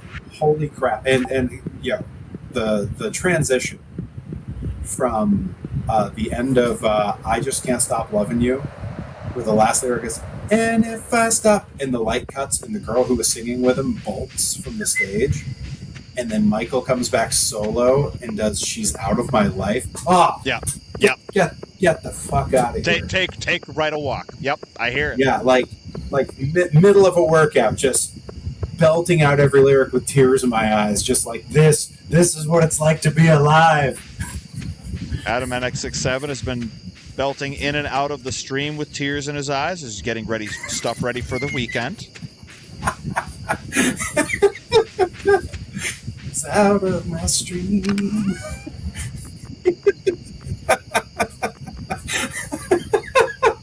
We did it, folks. This is what you're here for. This is why you come into this stream. It's for exactly moments like that. These streams are brought to you by viewers like you, streamers like us. And Motown Records. Without either half of that equation, the stream's not happening. Yep, Motown Records is also a key part of this. Mm-hmm, that's true. They don't know that. Ah, the Temptations. Oh! No, don't forget to go to sleep. Yep, it's 1 a.m. And I'm almost exhausted. I almost passed out in the field. Do you know where your Johnny Torres is? He's in the fields. He's not far. He's got 30 minutes to make it to bed. He's got 30 minutes to Mars. Go. I've got so many more toys I need to make and so many I need to pack up for Blitzkrieg this weekend. Grizz Kid, thank you for coming. Thank you for the raid. Are you going to be at Blitzkrieg? He's got the charity stream. He's got the charity stream coming up this weekend, so we will not see the Grizz homies. If you're not, we will be thinking of the Grizz homies. Yes, Nico Beans. That is the Temptations line from Lockhart. The Temptations. The Temptations. Grizz, have a great charity stream, folks. If you're not going to be at Blitzkrieg, make sure you follow the Grizz crew. Take part in their charity stream. Sounds like it's raining outside. A green rain has descended upon us. Acid rain. Is that what it is? This is new. Is this acid rain? Well, we're about to find out. It sure looks like it. Oh, if anyone wants to take shelter in the saloon, I'll keep it open all day. What is going on here? Okay, This is crazy. Where do I go? I'm gonna go to the saloon. There's so much stuff here, but it's all like stuff that I've never seen grow here before. Is this the result of the acid rain? Moss is suddenly growing. There are trees growing. Is it raining fertilizer? It's making a bunch of stuff grow at the same time. Yeah, all in places we don't want it. It's like puberty all over again. Yes! I didn't think we were going to get there, but my God, we did. And we're under an hour and 10 minutes. Yeah, how'd it take me an hour and 10 minutes to get all the way to a puberty joke? Time well spent, I guess. He did it. He did it. You can get lots of No one asked for it, but he did it. He did it. It's the thing about Perry Von Vicious. He delivers whether you ordered it or not. This is so strange. Oh, wait, Dizzy Hellfire's telling us what's going on. Okay, he just it's says not. It's You can get a lot of moss. It's not acid rain, right? Moss is not a material that I'm familiar with. What is moss used for? It's used to make two twin bosses that are really hard to beat in Silksong. Yeah, look at that. He's advertising the Monday stream. God, he's a businessman. I stream on Silksong Tuesday, Psychonauts. He's a business Wednesday, bug. Making with Joey Nails. A business Thursday, weaver. Stardew Valley with Johnny Torres. Friday was pizza day, the next day of the week. And then I go and wrestle all goddamn weekend. Yeah, you do. I'll be at Blitzkrieg Pro this Saturday. So will Johnny Torres. Everyone should be sure to check them out. Follow the YouTube channel for Blitzkrieg Pro, managed by Mr. Johnny Torres. It sure is. Dropping that in the old chat. Oh, I like that. I just keep walking in the saloon and then walking back out. We have we're working on a year's worth consecutive of Blitz shows that are available to binge in a row. We've got right now, it was Acted Up is the last one, and then Meet at the Times is the most recent one. So we're closing in on it, folks. I forgot how to play this video game. You can do it. I'm in the saloon playing video games, you know. Oh, I love that. You deserve that. You deserve a fancy phone. I do deserve a fancy phone. Herobotic says, I just came back in time to hear Pizza Day, which I sing at the Boy all too often. No such thing as too much singing Pizza Day. Yeah, I don't see it. Unless, like, the pharmacists have figured out that there's a set dosage for Pizza Day, which I don't think they have. I don't think they're dialed in on that sort of thing. As much as you can do. To quote the great Dr. Cox, you get a handful, you chuck it at their mouth, whatever sticks, that's the right dosage. That's the right dosage. Did you just message me to ask how much ibuprofen to give someone? It's regular strength ibuprofen. You pry open their mouth, you throw a handful at them, and whatever sticks, that's the dosage. That's the dosage. Where's the line? I just finished the new season of Scrubs, and let me tell you, by the end of that season, like, any potential doubt in my head, which there wasn't much, way gone. It was perfect. So I have to get I have to get a Hulu subscription. And I just heard that they renewed for a season 2, which gives me hope for the world. Doesn't give me hope for my avoiding having to renew a Hulu subscription, but I guess here I am. It seemed inevitable. It seemed inevitable. Well, look, you outlasted Iger. That's all that matters. Okay. You're making me feel better. Yeah. Yeah, Iger's gone, and the guy who took over, Josh D'Amaro, is the former head of Parks. So he's a little bit more right-minded, it seems. I wake up in the morning, dial me onto each other's... The lyrics are all wrong, but that's Dave Matthews. I'm no Superman.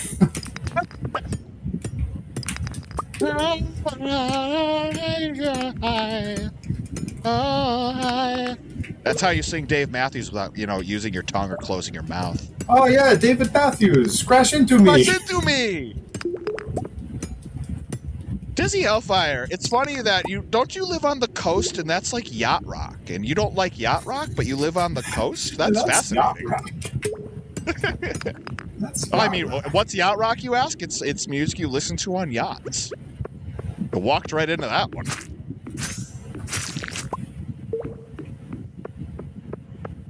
I'm just gonna have a coffee for a second. Folks, we're doing great. I stand with the orcas. I sit with the orcas if I rent a yacht, but that's really it. You can't stand with the orcas. The water where they are is too deep. You have to like tread water with the orcas. I'm picturing David Hasselhoff in the first SpongeBob movie as he's riding waves, because he is standing on the ocean next to various forms of sea life.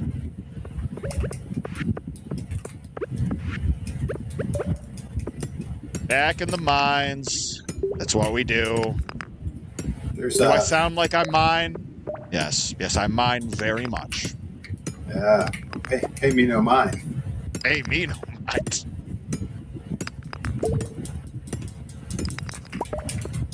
Oldster literally works with yachts. The guy probably loves yacht rock. What's not to love? I mean, what's other not than to love? David Matthews, crash into me. David Matthews, crash into me. A little baby. Baby.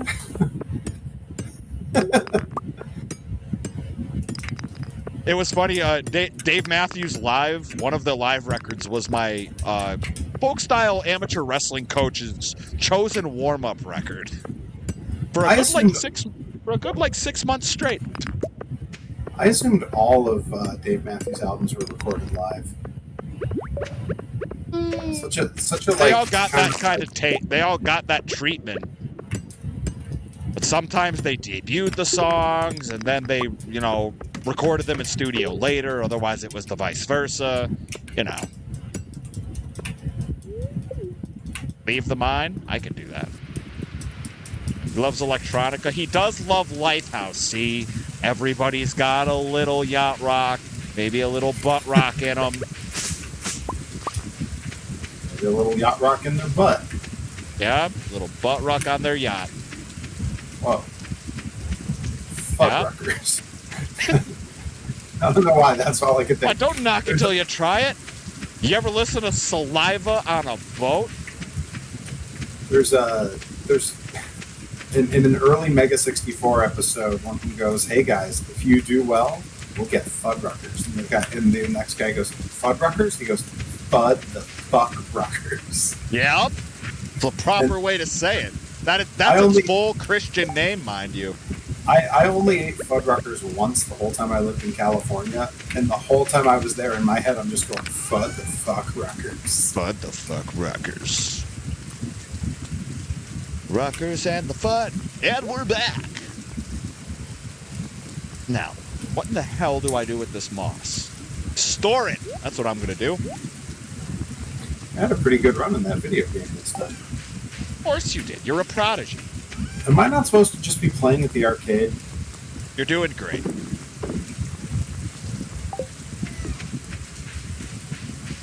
I, meanwhile, am looking for 3 pieces of clay. It's terrible. The only time I've ever had Fuddruckers in North Andover. There's one in Massachusetts. Yep. I'd never seen one before I lived in California. Yep. Yeah, that was the one place I had it. I don't think that one is open anymore. But the one time I'd had it was after a Beyond taping in like 2012. Wow. One more round of this silly game. It's still raining green stuff everywhere. It is.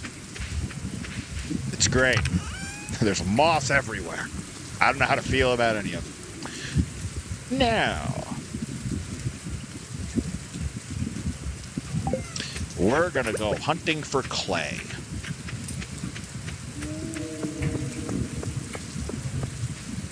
And even is Fuddruckers still? Yep. Fuddruckers was delicious. By the time people figured it out, they started disappearing. Fuddruckers. Exactly. Named for the great Elmer Fudd. And the great Darius Rucker, who was a collaboration. The great Darius Rucker. Yeah. Elmer Fudd and Hootie and the Blowfish. Come on. All right. Are you Hootie? Yeah. I'm not Hootie, man. I'm Hootie. Look at my Hootie, Leslie. Look at my hoot, Leslie. Look at my hoot. I'm running from an angel. Good Lord. It's pretty amazing that Stardew Valley of all games has a game within a game. I think it has a second one. If you all haven't gotten to sing Hootie and the Blowfish with Dr. Redacted, I ask you, have you truly lived? I need a special key to play this other arcade game. Do you need a special key to sing Hootie and the Blowfish with Dr. Redacted? The answer is yes. It's in the key of Dr. Redacted. It's in that rental van. Whichever one that is. Might need to help somebody access their HR application, but you'll get it eventually. I forgot about that. If there is one thing from all of our wrestling travels that I, for sheer terror of the amount of rage that it will bring up, I refuse to mention in front of it. It is the process of getting the rental van for that trip to New Orleans. I've never seen him more angry in my life. Yep. Yep, that'll happen. That's been a thing that old Ripper can sometimes fall into. I can't get to our pond anymore. There's too much overgrowth. Yep. Too much. This stuff's Dr. grown too Redacted high. Dr. Redacted doesn't talk to me anymore. So you're saying that he's redacted you? I'm sorry. It was right there. Hey, listen, That was as insensitive. of today, Dr. Redacted is a married man. He can't just be talking to people. He's redacted a lot in his life. He got married today in Vegas. God, I love that. I'm just mad I wasn't there. Day's not over. Especially not in Vegas. We got 3 more hours than we do. Crap. How am I checking this wrist? I'm not wearing a watch. All right. Well, I don't think I'm going to make it.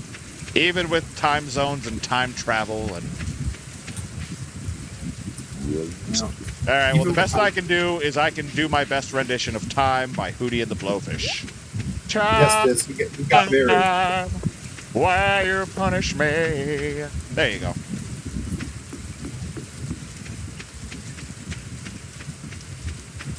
Everything I can do. I want to play with you. And you teach me about tomorrow and all the pain and sorrow running free.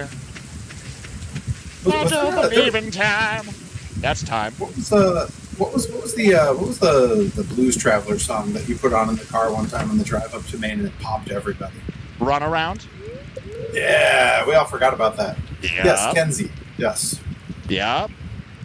Did Steve and Huey? I love this so much. Yes, I like Steve and that. Huey married Kenzie. Yes. Dewey and Louie were there. It was sick.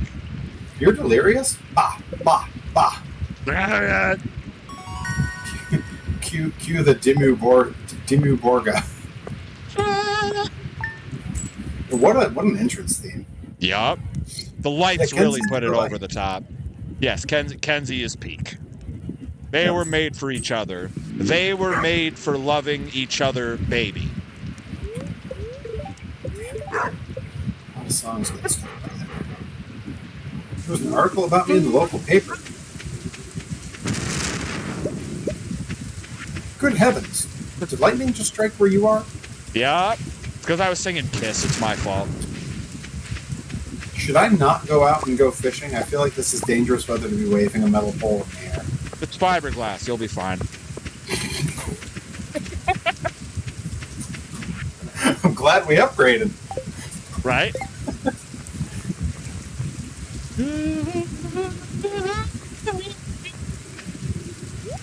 I can make 2 more sprinklers.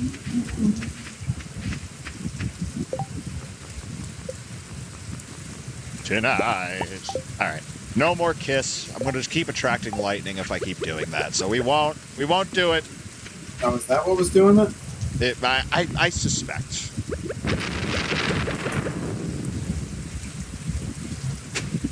Right now. No, I can't do that anymore. Otherwise, I'll attract lightning. You're going to get us killed. I'm going to get us killed. I can't do that anymore. I've got to be responsible. And not responsible for the lightning. Right. No, responsible You gotta as in ride the lightning. not getting struck by lightning. Yes, we need to ride the lightning. You need to ride the lightning and be thunderstruck. Not lightning struck, though, right? In a cold November rain. Everybody needs some time. Everybody needs some time.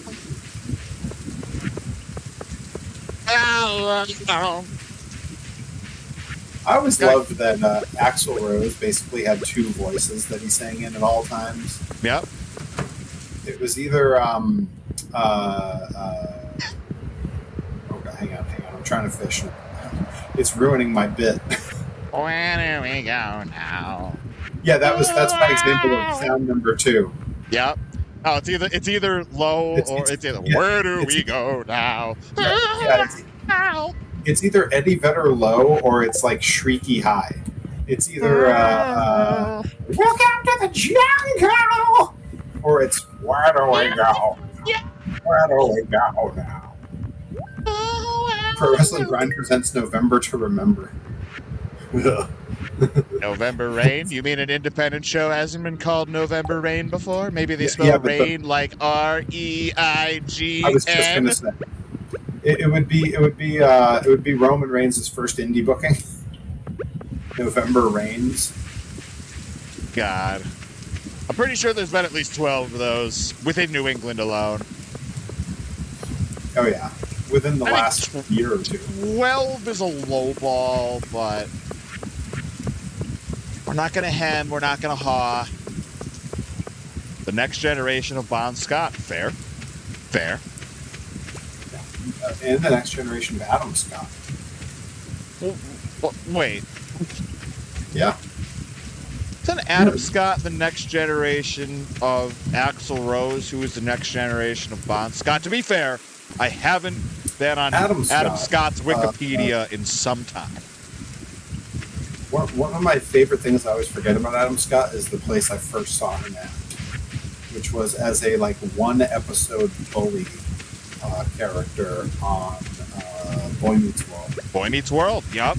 What was he, Griff? Yeah. He was Griff. Yeah, I always forget that was the first, because the first, a couple years later, it was him and Step Brothers. See, I didn't see Step Brothers. So, for me, my introduction to Adam Scott was Parks and Rec until I saw the old clip, and I was like, oh, I saw him when I was little, and he was on Boy Meets World for an episode. I'm on the TV. Anyways, I'm on TV. Up close, they always look like landscape. And I do deserve a fancy phone. He did. Barry Von Vicious got a fancy phone recently, and that was the first thing he promptly wrote into his new Notes app. I do deserve a fancy phone. I have nothing to turn in here. I just went on a wiki deep dive, and I remember how much weird stuff ABC had for cartoons in the early 90s. There was some good stuff. Yep. Some good stuff. Like Wayne Head. Yep. Camp Candy. Yep. That's one people forget. What was the Rodney Dangerfield puppy? I'm just a pup. Rover Dangerfield. Take it easy. I'm only a pup. Yeah, Rover Dangerfield.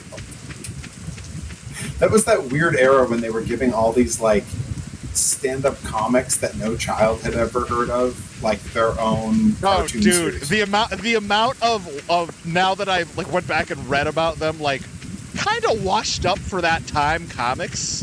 Yep. What was it? Ants was the first time I ever heard the voice of Woody Allen. Mm-hmm. The first time I'd ever heard of Howie Mandel was because of Bobby's World. Heck yeah! I only ever even heard of him because of But why can't I put it in America's the incubator? Got Talent. America's Got Talent. I was just wondering why I couldn't put this in the incubator. Maybe it needs to be bigger. Well, we can go turn this in. I love that the thing Howie Mandel got famous for was blowing up a rubber glove on his head with no hands. And I only ever heard about that because Family Guy spoofed it. Yeah, it's so weird. What passed for stand-up comedy in the 80s? Right. Because there was some genius stuff, and then there was a lot of that's a joke. This weather is freaking. Yo, I saw Reboot when that show was rolling on Toonami or whatever it was. It was I don't know if you know if it was Toonami at that time, but it was the Cartoon Network after-school block. I remember that. I was not watching at that point, but I do remember it existing. Yeah, Attack of the Killer Tomatoes is one that I forgot about forever. Yo, you wanna give yourself a severe headache? Go look up the toy line from that show. They are stunning. They're amazing, and they are impossible to find. And when you do, they are absurdly expensive. And they have a line of very valuable drive-through toys as well. Yes, I don't remember if it was McDonald's or Burger King, but I remember somebody. I believe it was McDonald's. God, if I knew what McDonald's toys would appreciate for in the future, I would have kept all of them. Yeah, some of them are just crazy now. And then there's some that like are classics, and they're dirt cheap, and you can find them everywhere. Yeah. The very first line of Bigfoot toys, the monster truck that they released at McDonald's, are just collectors groups are lousy with them. People are hemorrhaging these toys. It's incredible. I just saw the lightning strike on my screen, but on your camera, I could see the reflection of the lightning strike bounce off of you. Really, really immersive experience for the viewers here. Yes, sir. This is what we do. Provide immersive experiences in pixelated games. So that's what we do. So that's what he's for. Reboot was on ABC. Everyone's talking about exactly the. Oh yeah. The Louis Anderson Life with Louis. I'm Louis Anderson.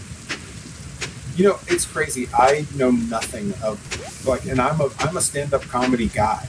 I know nothing of Louis Anderson's stand-up comedy. Me neither. But I grew up on Life with Louis and loved it. And then later on, when Baskets came out, did you ever see Baskets? Well, I'm just having my mind blown now, so wait a minute. So in Kablam, Life with Loopy is probably spoofing Life with Louie. Almost certainly, yeah. Kablam was a great show, too. Because I have not looked a lick into Louis Anderson outside of, who is this guy? Because Family Guy's making fun of him. So he had maybe the role of his life on the show Baskets. Baskets starred Zach Galifianakis post all of his success. So it was like his artistic thing he decided to do. So like late 2000s, early 2010s. 30-inch carp. It might have even been later than that, because it was right before Louis Anderson died, which was not long ago. I did not know that he died. Yeah, I think he died in might have been 2021, 2022. Sorry, Louis. This would have been right before the world shut down that Baskets came out. Okay. And so Zach Galifianakis plays a guy whose lifelong dream is to be a classical French clown. Smoking Homeland CA, welcome in. We thank you for the support. I don't think you have the best viewers because we have the best viewers on our dual stream every Thursday night. That's how you handle bots. Every Thursday. We've been handling bots all day. Oh yeah. But yeah, so Zach Galifianakis plays a middle of nowhere Southern guy with completely incapable of any kind of success or human growth, whose dream was to be a French clown, and he went to college in Paris learning to do classic clowning. And then when he comes back home and has to support his mother, played by Louis Anderson. Okay. His mother, who is old and dying of diabetes. His twin brother runs I think it's a car dealership in the town, and is like a really stuffy, just absolute dipwad. Aristocrat. Who is also played by Zach Galifianakis because they're identical twins. Okay. And when he comes back home after learning to be a clown from being classically trained in France, the only job he can find for a clown is as a rodeo clown at a dying rodeo in town. What? The show is incredible. It's so much fun. And Louis Anderson's performance as the mom earned him, I think he got an Emmy for that role. Okay, hell yeah. Yeah, and it was the first major award he ever had. And he got it 2 years before he died. Oh, I mean, going out on top, something to be said for it. Oh, yeah. And he earned it. He was great in that role. Yeah, that show was slow and over the plate for me. It was bizarre humor with a one-liner comic as the main persona. If you've never seen bizarre Zach humor Galifianakis stand-up, have you ever seen Zach Galifianakis' stand-up? Yeah. Oh, man. One of my all-time favorites. So, I got into Zach Galifianakis around early 2000s when the snowboarding movie Out Cold came out. Yeah. He was in that and was very good, and I've been like an avid fan for quite some time. Yeah, he's great. Comedians of Comedy Tour. Yes. Yeah. Did you ever see when he had his own late night show? You mean Between Two Ferns? No. Like a decade and a half earlier. Yeah. It was incredible, and all of the monologues were just him at the piano doing his one-liners. Man, he had some great jokes. One of my favorite like dumb visual gags he did, because you think what Zach Galifianakis looks like. At one point during the set, he takes his hoodie off because he says he's getting warm, and he's wearing a absurdly skin tight T-shirt that just says, "This is what a feminist looks like." He also one of the jokes he told was he says, "Do you want to hear my impression of a gay snake who does not approve of a joke that I just told?" And then he stares deeply into the camera and he goes, "Sss." And that's it. Just a hiss noise. So good. Like his stuff was so bizarre and just really delightful, like very strange. Yeah. But yeah, him as the lead on a show about like clowning. Yeah. No, that's an easy one to write. That sounds like the kind of thing he'd bankroll himself. Yep. This is my impression of a 5-year-old with a beard. The follow-up, Theo shit is not supposed to be in there.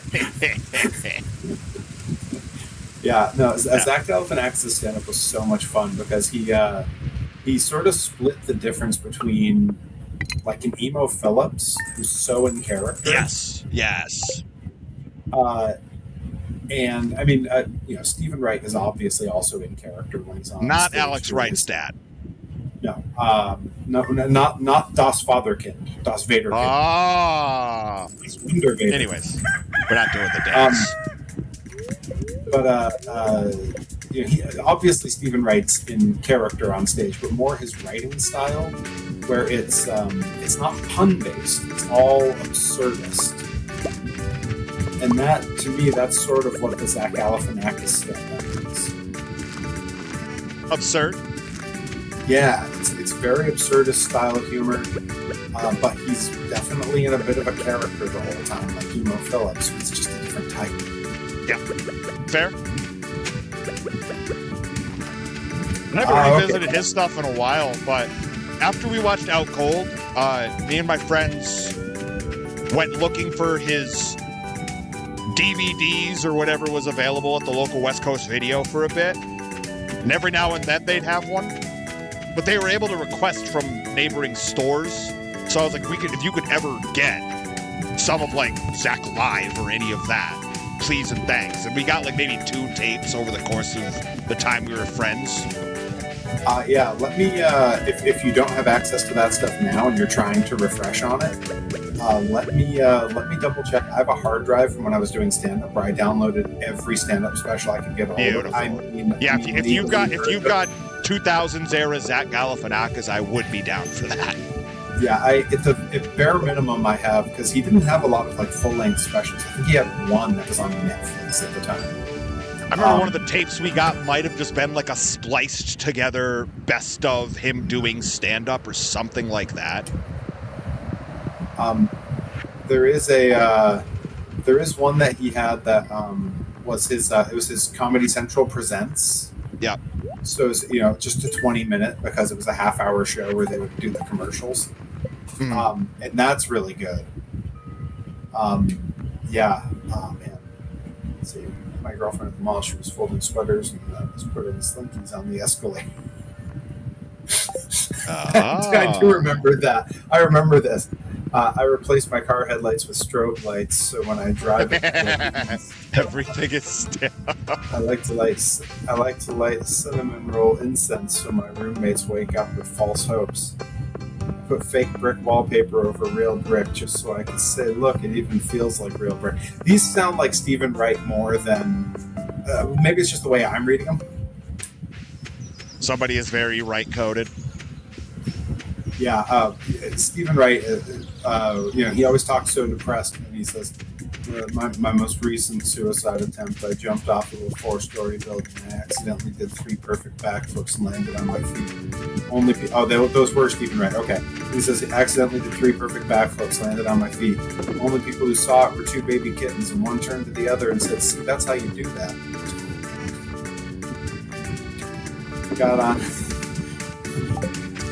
Got on a Ferris wheel. I was at the fair and got on all by myself. No one wanted to go on with me, so I got on, and someone else was getting on, and they said, "Can we put him in with you?" And I said, "Yeah, sure." We're riding around. The Ferris wheel stops with the tippy top, and the guy says, "Oh, I love this. I can't wait to have a corn dog." I was in prison for a while. I haven't had a corn dog in years. And I said, "You're in prison. What were you in prison for?" And he turns to me and says, "I shoved a guy off of a ski lift." And I said, "I remember you." That twist. I remember you.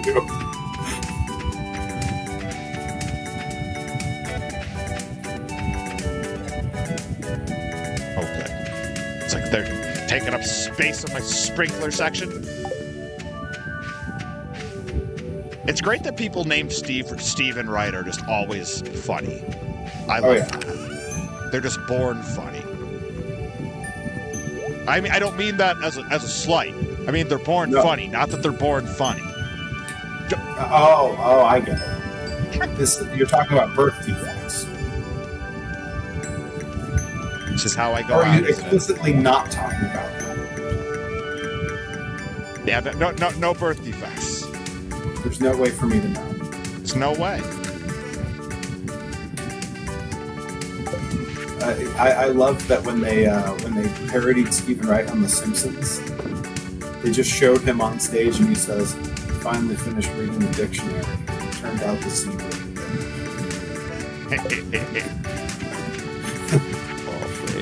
Perfect. What's another word for thesaurus?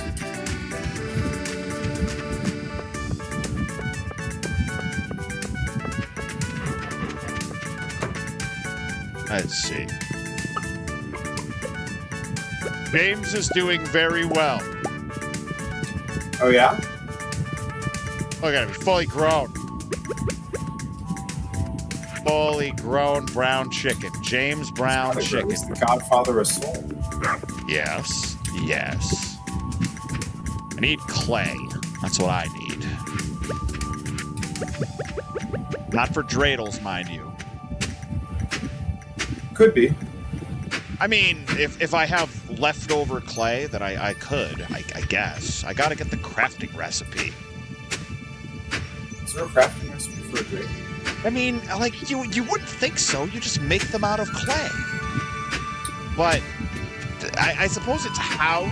I don't know.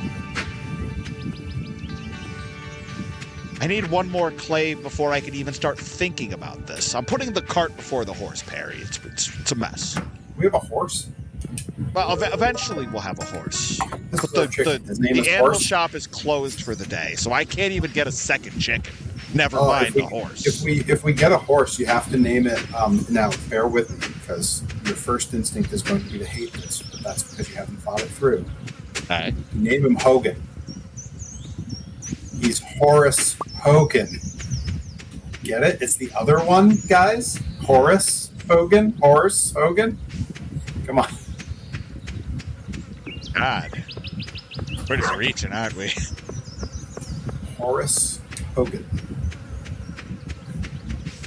Now. He was proof that no amount of nepotism can make you a success. Yeah, especially the fake nepotism. You mean they weren't related? Well, I mean, those loins weren't exactly bearing good fruit, now were they?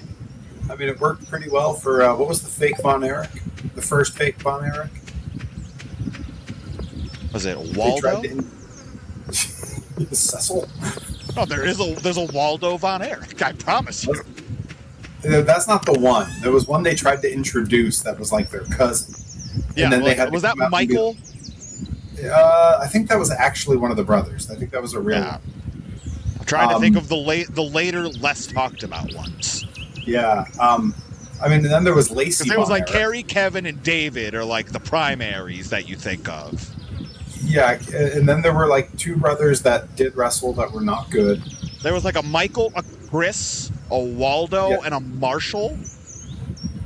Marshall? Yeah, there was a... That's the later one.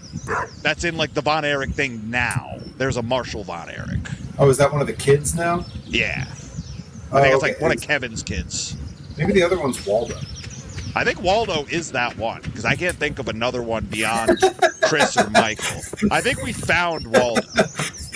Robotic. I love that movie about them, The Iron Lady.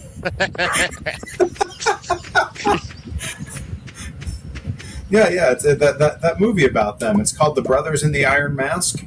Oh, The Iron Lung. Yes. Oh, Iron Man. Yes, that Markiplier movie, right? My Iron Lung, the Radiohead song.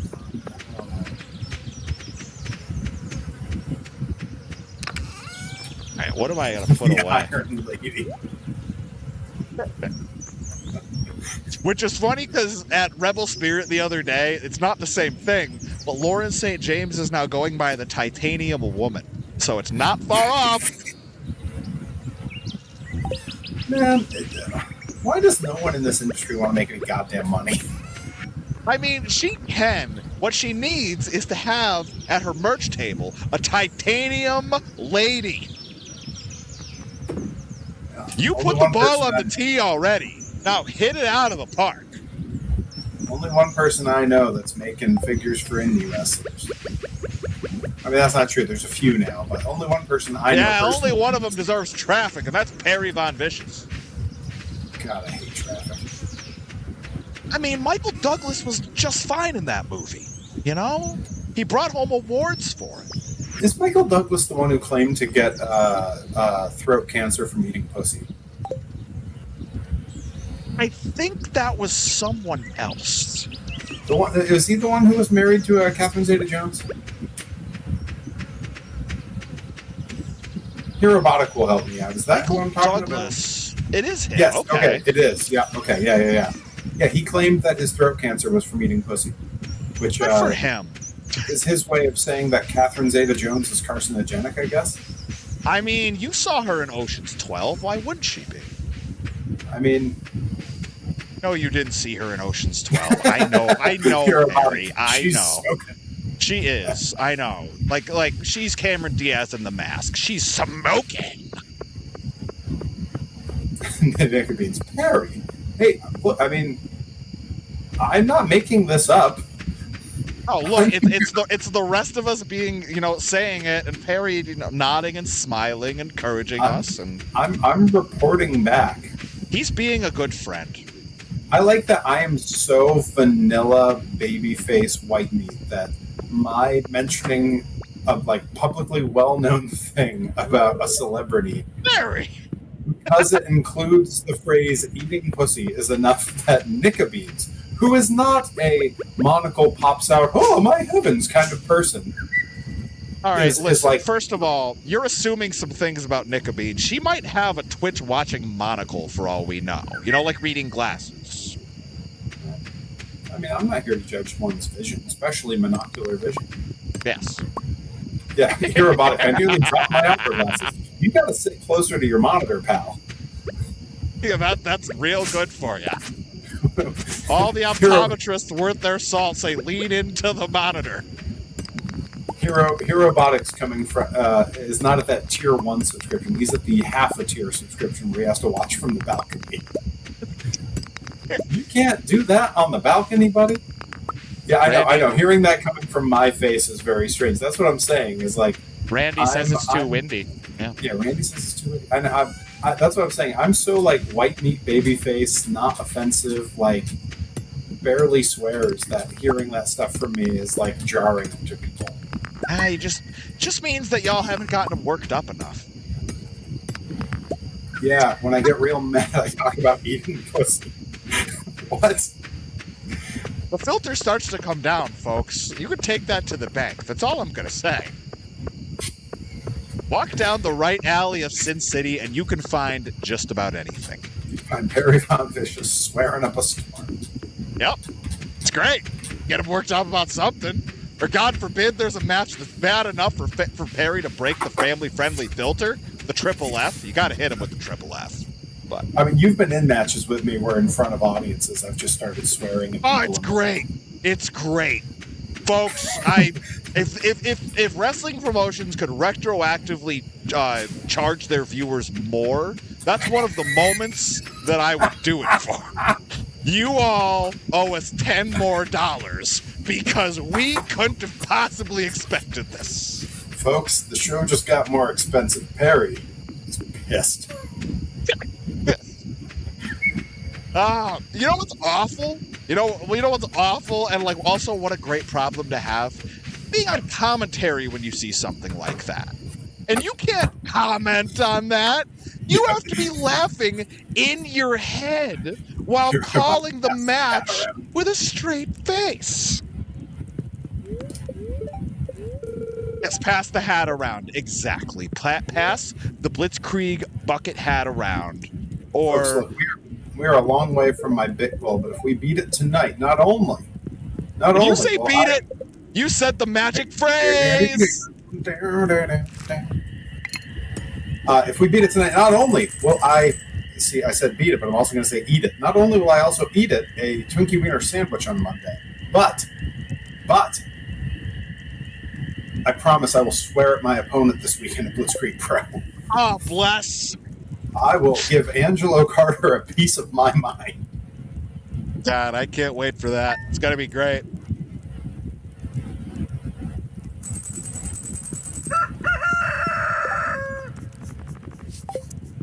Well, good morning to you too, Rooster Cogburn. Shouting through his rooster teeth. The mayor lost his purple shorts. Yeah, I got a message about that some time ago. I don't even know how to start. Do you want a really good punchline? Because I know where they are. Oh, God. Where are they? They're with the farmer lady. They're in her bedroom. Scandal. The lady that sold us the chicken. We're buying chickens from ladies that are keeping people's pants? Exactly. Listen, I didn't say it was the most ethical place to live. You better check your lease, pal. And on that terrible rooster teeth thing, hope you have a great night as well, Hero Robotic. Thank you for stopping in, pal. Gotta have 2 hearts with her to get them. Okay, appreciate that, Dizzy. I gotta find something to... Here, she can have a sunflower. Sure can. That'll be good for Army. That could be good for Army.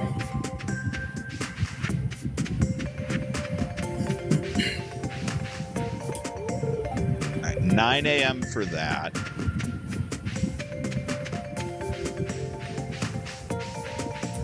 Well, I could take in the local scenery. Alternatively, it's probably more important to get the silo first. Yeah, this music has become very, like, second nature to me now, because I listen to it so much when I'm doing my work. Folks, there's been a running theme with various games here. It's about the soundtracks that we get ingrained in Perry's head. You know, Silk Song, Psychonauts, Stardew Valley. What do they all have in common? You probably all see them in concert with a nice orchestra. Nice Chianti. That was my best. I can only do that once, or else I'll give myself Watch out with that. I hear that gives you throat cancer. Yeah. Not just that. Yeah. Plenty more where that came from.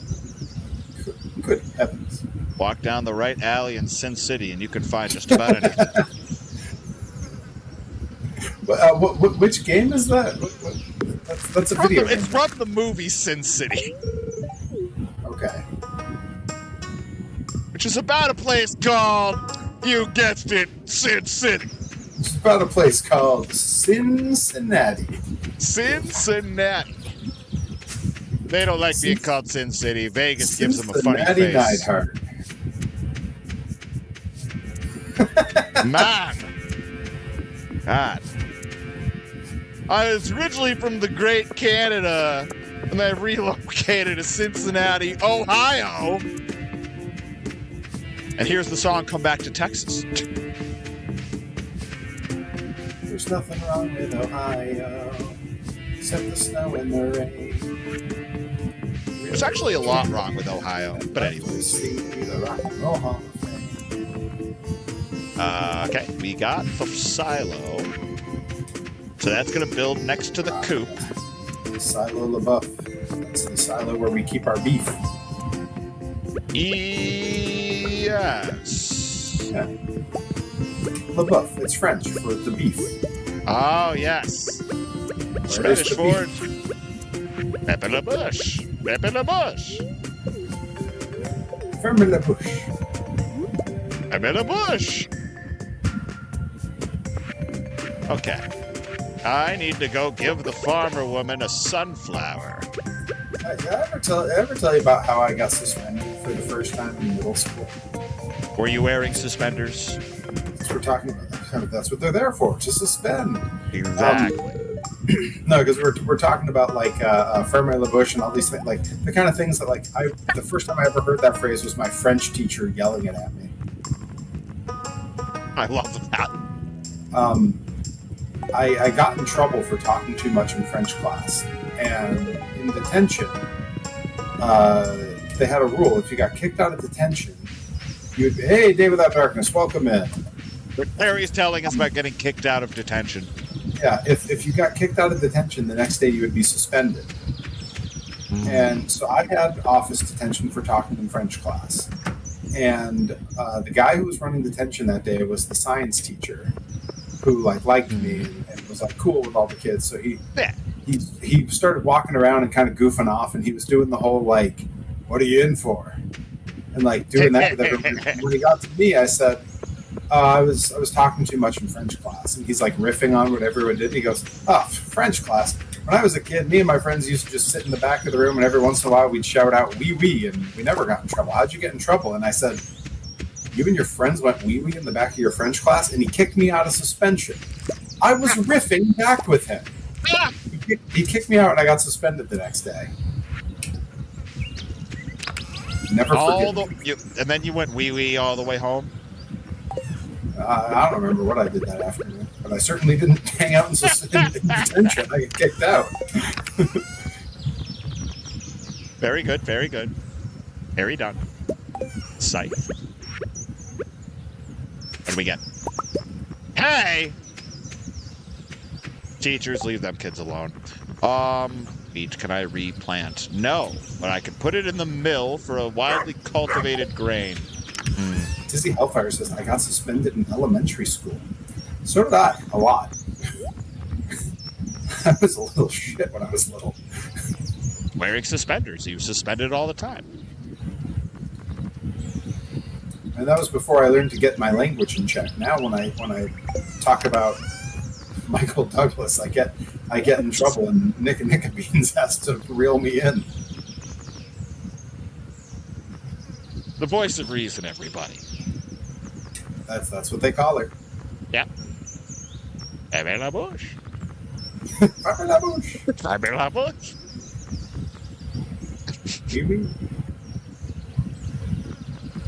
I once got a warning from a French teacher in the hallway for saying what sounded like that, but was something else that I was just imitating from Monty Python when by the French castle, the Pepe la Bouche. Right. Yeah. I didn't know what I was saying, but she thought I was saying that, and I don't speak French, and that was how I got out of punishment, is because I'm I don't even take French. I'm in Spanish class. Well, it couldn't have been intentional. It's not even fluent. And I'm you're right, I feel fine. We seek the Holy Grail. Oh, I don't think it'll be too keen. You see, we've already got one. Oh, yes, it's very nice. I told them we already got one. Raw Wrestling Grind presents I Told Him We Already Got. Oh, that's pretty good. Pro Wrestling Grind presents I Don't Think He'll Be Too Keen.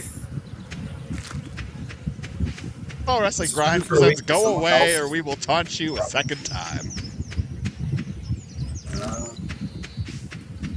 We're doing pretty good. Catch you, Lavash.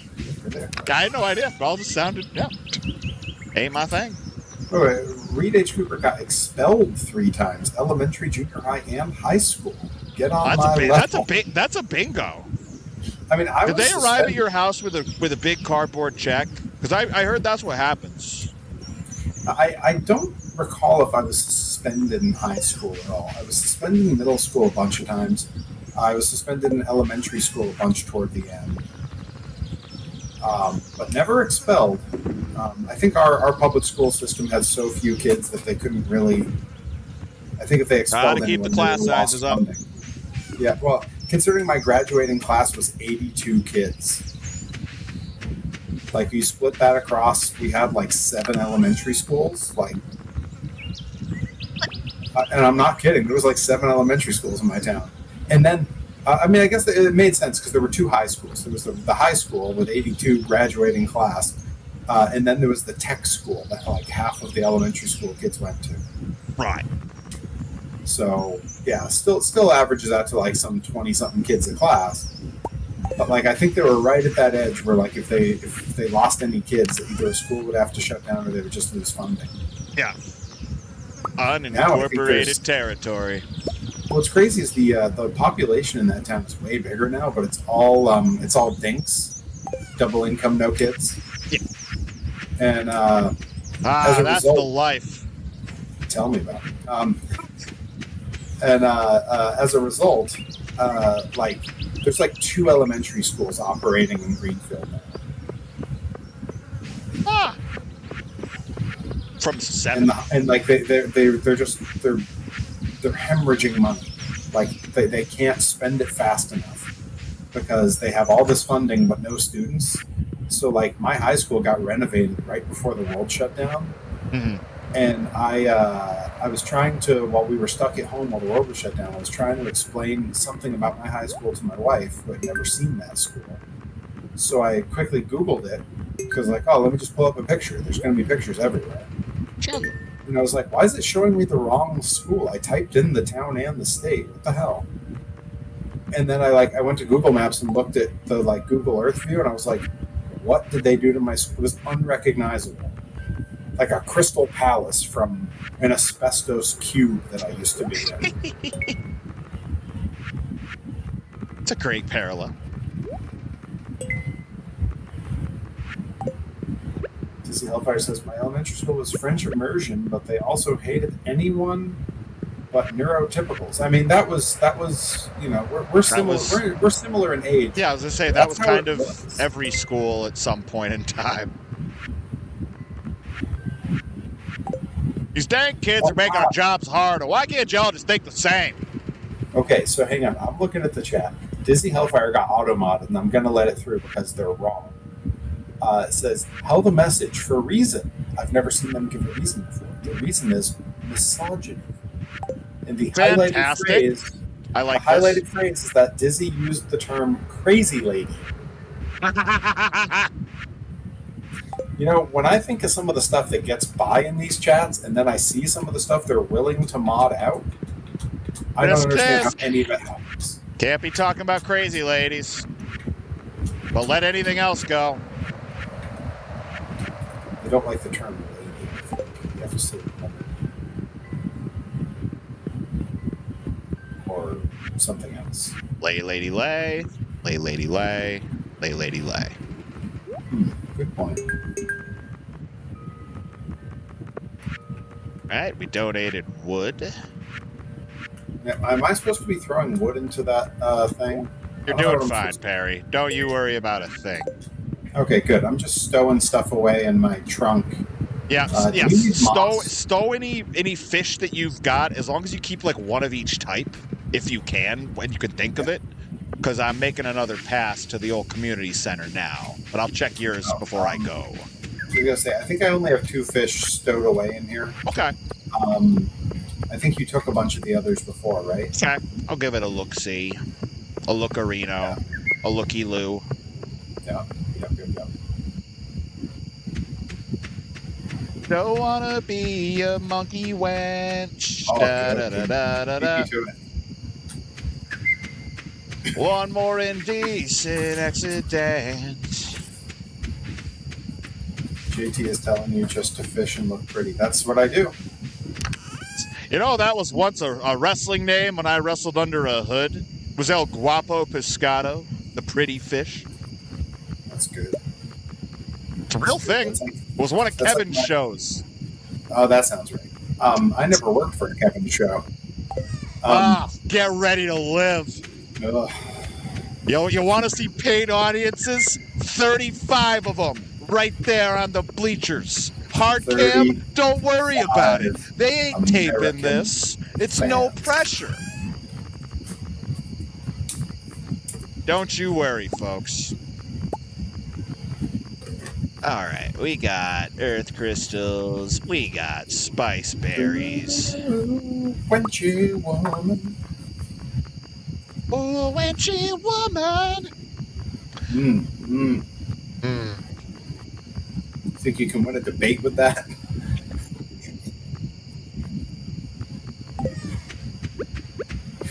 He hates me, yet he caught me. Man is good. He was horny, so he dropped him. Man is evil. Man is good.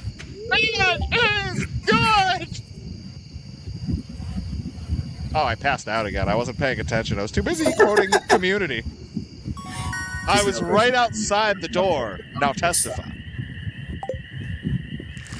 Good news. Yes, make a whole jar of preserves. Whole jar. Multiple jars. Depends on the raw materials. Oh, yeah, y'all can have that money. You can take that money and shove it, because we got preserve jars. Yeah, shove it. Shove it. Where's our chicken? I never see our chicken. Right into your human resources slot. What? Am I supposed to do something to see the chicken? You can just open the left door and go right in and say hello to James Brown. Yeah, not that one. That'll let James out. We don't want that. That one. I Yes. know, I couldn't get him. Hello, James Brown. What's up, chicken? He's stoic, right? He's just a Ooh, egg. or she's stoic. Pardon me. It's a lady named James. Her? Sorry, I saw an egg. This is our chicken, James Brown, and her egg, Mayon egg. She calls it a man egg. Are you okay? I don't feel so good. That look on Jason Bateman's face after man egg. I don't feel so good. Maybe the best bit of acting on the show. Yeah. Someone only recently pointed out to me that no one on that show does any form of acting. When someone else is being funny and you watch them, they're just reacting to what's funny and like laughing through the scenes. And I never noticed. Every behind the scenes thing I've seen from anybody, that's kind of the impression I've gotten. Whether they haven't directly said it, but it all seems like they're kind of being hams together, and that's what a lot of them like talking about, is we really loved being hams together on set. Unless it was Jeffrey Tambor, who was apparently a nightmare to work with. Right. He was that show's Chevy Chase. Right. But you know what? Those two got results. I like to think those two hung out together and like played Pinochle every Thursday. God, I would watch that. I would watch this shit. Right? On ESPN. That's my sports. It would be there's a luau at the beach. Oh, the luau. We gotta go to the luau. It's the Blitzkrieg luau. The Stardew Valley luau. That's the precursor to the Blitzkrieg Pro luau. Blitzkrieg Pro presents the Stardew Valley luau on the beach. Yep, all of you better wear your best Stardew Valley themed things. Oh, it needs to wait for you. I'll do that. I'll wait for you. I'm coming. There's got to be a Stardew Valley Hawaiian shirts somewhere. There has to be. They want to make money, don't they? Well, yeah. I mean, you got to pick one up. That way you have it. Oh, just so you have it. There's a lot of this.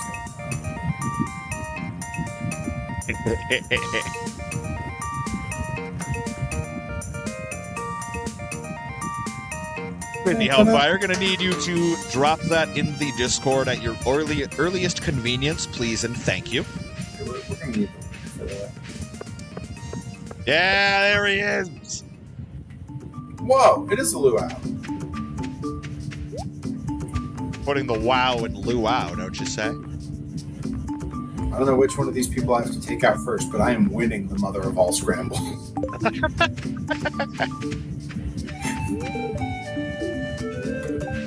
Oh, I remember there's a potluck thing. Oh, I'm going to put my fish in there. I can put a gold hot pepper in there, and I think I will. I had a bullhead. Oh, and it was a gold one, too? That's sick. I didn't know what it was. I just put it in there. Well, Perry, you did great. Thanks. Put food in the soup, Jesus. That's a t-shirt. Put food in the soup. There he is. 1 year Sam put a pound of anchovies in the potluck soup. A whole pound. Because he's my butler. Oh, this Abigail chick is all brooding. It's tiring to socialize with everyone. I'd rather watch the sea. I'd rather watch the sea. I'd rather I watch the assume sea. that's her voice. Air the other side, easy. It's tiring to socialize. I'd rather watch the sea. Ah, yes. Socializing can be exhausting. I'd rather be fishing now. Thanks, pal. Quick, I've done the Mayor Lewis's shorts before in a pass file. It was worth it.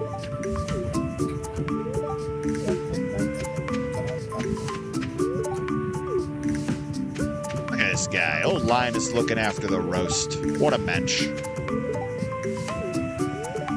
I don't think anyone at this luau is having fun. I've talked to a bunch of people and they all seem pretty unhappy. Well, they're all like, I'd rather be doing the thing that I do every day. Fishing. Right. It's funny how that works. Make sure that started. No. All right, I think the governor. The hell kind of governor are you? Purple bowler hat. I shouldn't be hat shaming, you know. All right, how'd we do?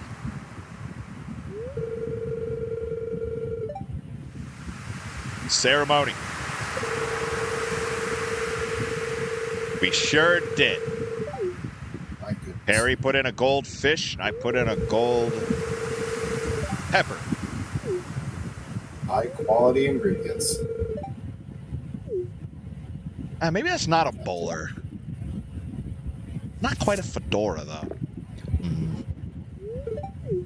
Looks like a sun hat of sorts. Super.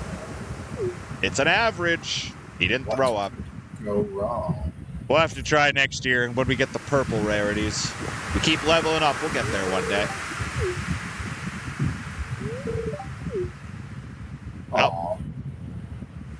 In your first year of playing this, if you're doing a solo one, there's usually a good chance that you'll put in like an average ingredient, and then everybody's like, this soup was terrible.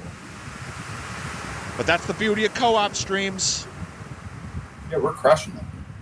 2 gold ingredients, first year, potluck being average. Good start. Good start.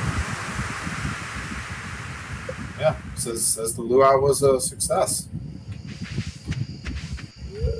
And we're back. Okay, do I need to plant anything?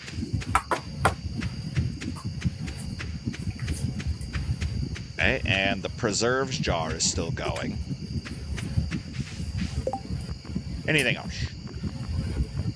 I probably got another couple days of this before I need to call it a stream because I probably won't make the 3 hours because of the late start. Not worried. But I'm willing. I'm willing to push what day is? Today is the 11th. I'll go to like the 13th, 14th, something like that. Yeah, why not? Okay, cool. Yeah, anything else that I have to do? I may just store that stuff. Wait, is the silo done? No, she takes the day off. Wait, we have a lot of money saved up. Oh yeah, it's a perfect amount.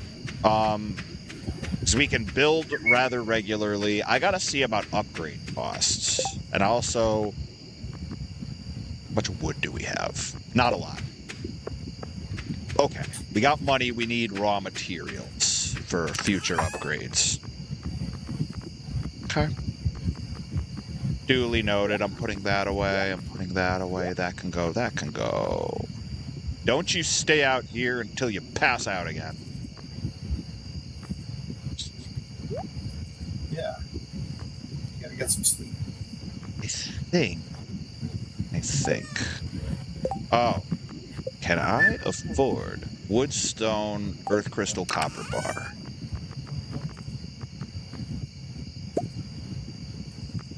Wood, stone. I think I have earth crystal. How short am I? Too short, but not short enough. Yes. Okay, we put this here. Come on, it's a race against time. I can't, okay, there. Yes, now bed. I started making mayonnaise.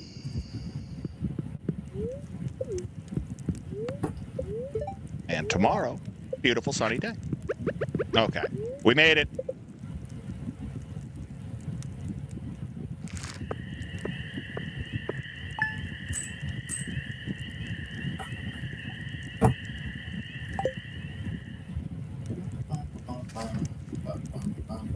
Pretty good. Only good can happen if you put the shorts in there. Early on, it gave me a funny reaction. Like, I want to say I tried it like year 2. It locked me out of the quest. I was upset about that. Now what are we building? What's that? What's our builder doing? Silo. Oh, right, silo buff. Yeah, so we can store hay or You know hide. what? I don't want to give that guy airtime. Instead, it'll be Silolo. I can't get to sleep. Oh, see, I was going with a Sky Lolo reference. I was just saying that we store Colin hay. That's all. Oh, that's good. That's good. Day after day, you know. Yeah, day after day, it appears. Night after night. The acoustic is so good, don't get me wrong, but my God, that opening saxophone lick in the full band version is unbelievable. So, I, of course, because of Scrubs, knew the acoustic version really well. Right. I only heard the real version for the first time, like when you added it to a playlist for one of the shows. Yes. And I was just, my mind was blown. I was like, is this really what this song is? Yup. I'd never heard the real version. I only knew the Scrubs version. Day after day, reappears. Yeah, it bangs any version of it you've ever heard. I didn't know they regenerated. Or I didn't know that you could do that. I love that. You can steal more shorts? How many shorts do you need? You could just keep stealing his shorts. There's got to be an end game to that or something. Whether he catches you or whether he installs security cameras in his house. Or he just becomes a nudist. Ah, yes, a never nude. Just starts wearing cutoffs. There are dozens of us. Dozens! Dozens! Love that. Now, when we get Marnie to a level 2, we'll have to see about that. Is this not? No. Lets me do everything else. Oh, it lets me do jelly, but it doesn't let me do mayonnaise. Well, that's interesting. Night after night. Anyways. Ghosts appear and fade. Not now, Colin. All right. Go back another day. It's the last warning. I can't get to sleep. Diving in deep, deep. It is the pretty lights. Covering all the situations. I know it'll be alright. It's just overkill. God. I hope there's a statue of him up in Australia somewhere. Everywhere. Yeah, like it's church. like out in front of every city hall. Every church, just right up at the front, holding a guitar. And the gift that keeps on giving is every now and then people walk by and they ask themselves, is this overkill? Every time they see him, they just remember, oh, I do come from a land down under. Yes.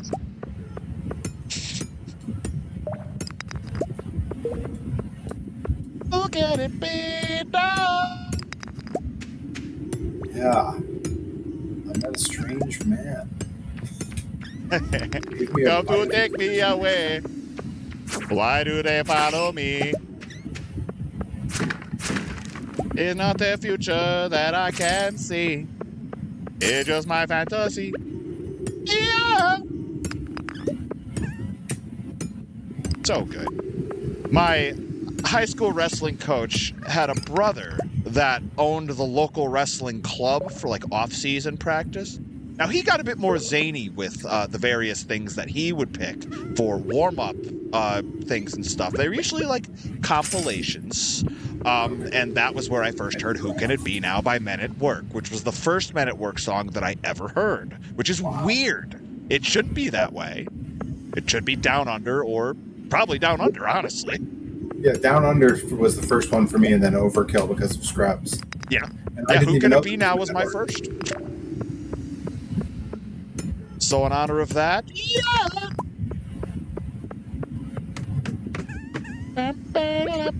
Those people knew their way around a saxophone lick, I'll tell you that.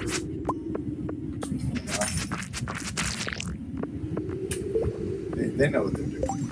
These stars, pretty lights. What do I throw out? It's just overkill. I have other songs. Yeah, you do. Of course you do. I didn't know they could play Night Ranger that many, or Sister Christian that many times. We are Bobby Night Ranger.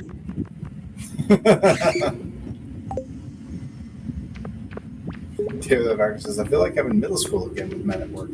Yeah, an Australian middle school? They call it something else over there, probably with the word... Dingo College. Yeah, they call it Dingo College. I was going to go immediately for the Australians love to drop the C-bomb. So yes. I was going to say that they call middle school like cunt school. Right. But the secret is you don't pronounce it with a U, you pronounce it with two O's. Yeah. Yeah. It's like hearing a New Zealander pronounce the word what. They don't and pronounce it was not just overkill, Alan Hay. If that's what you were thinking. Yeah, New Zealanders, they don't pronounce the word what with a U or with a WHA. It's an O. It's WOT. It's whoa. Whoa. Whoa. It's fantastic, honestly. When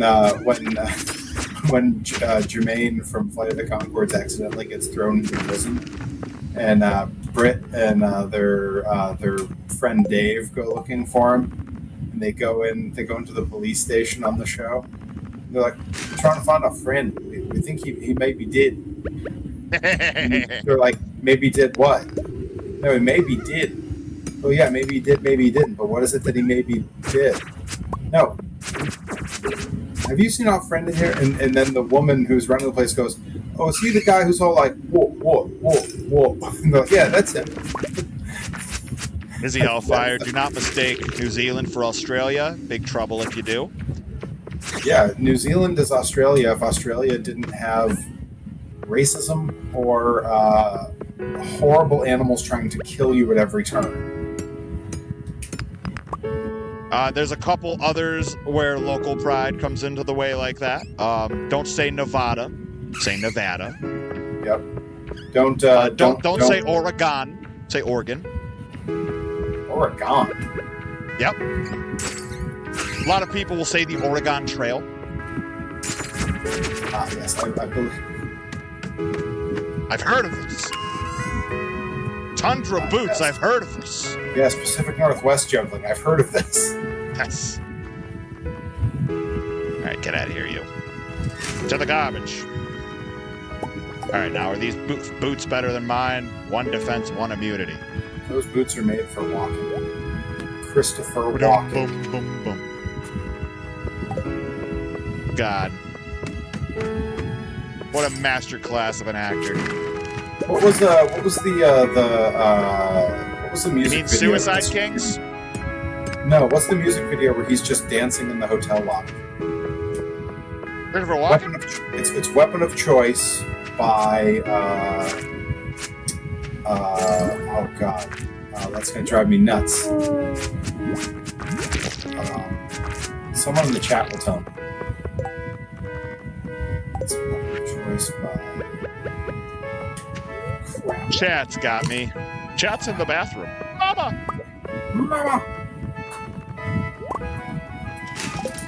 All right. Solar Essence. Fatboy Slim. Ah!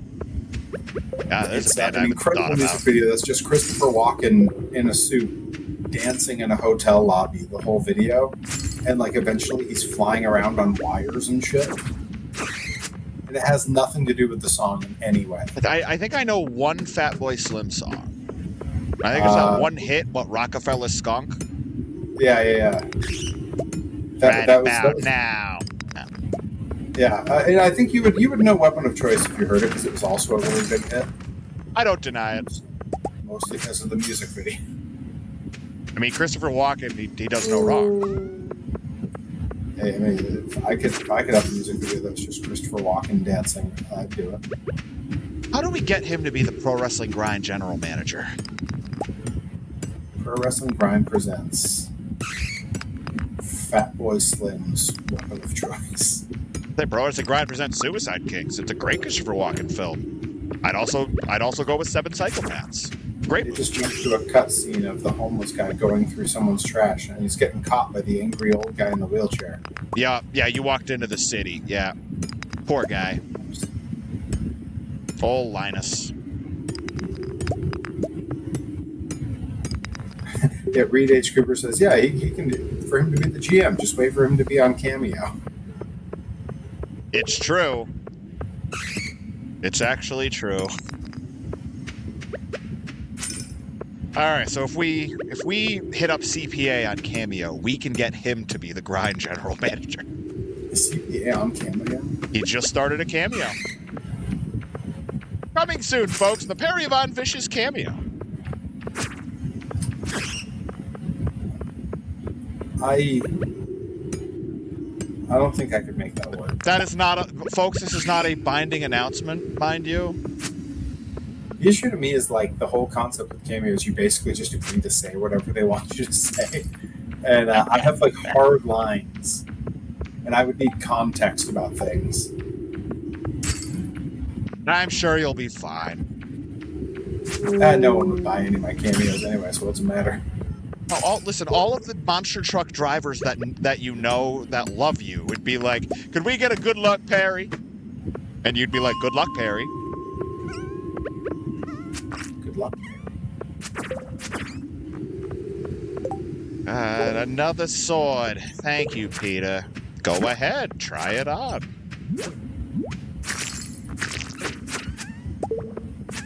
Nice. I didn't know the homeless guy was one of those sovereign citizens. He's a I good don't egg. believe in private property. Yes. Yes, we like this. Every citizen the CEO.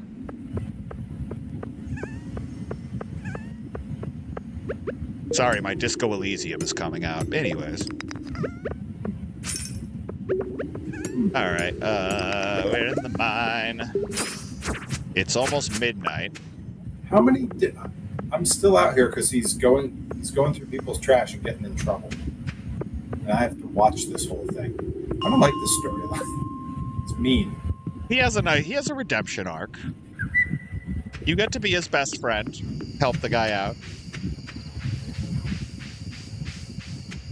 From squalor to luxury.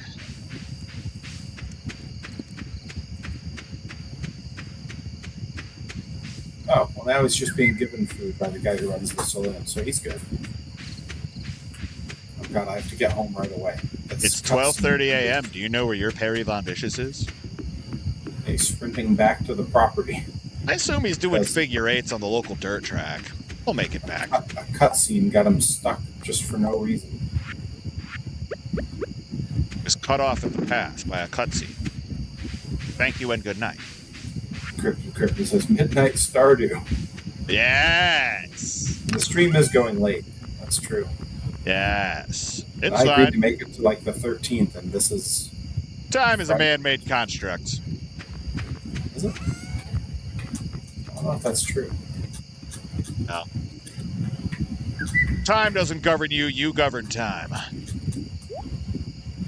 don't know who would let me govern anything. Ingovernable Perry Von Vicious. That's what they call me. Mm-hmm. Just now. It's on a plaque outside the Von Vicious estate. That construction lady. No, and I passed out again. Oh, I passed out. Yeah, I passed out too. Ha ha! We did it. It wouldn't have mattered if I'd gone to bed and I couldn't have slept Level anyway. 5 hammering mining. on our new property. I can either get one more ore per vein, or I can get the chance for gems to appear in pairs. But I don't run into gems all that often, so I think I want ores. Or what? Or this perk. I made us a bunch of money.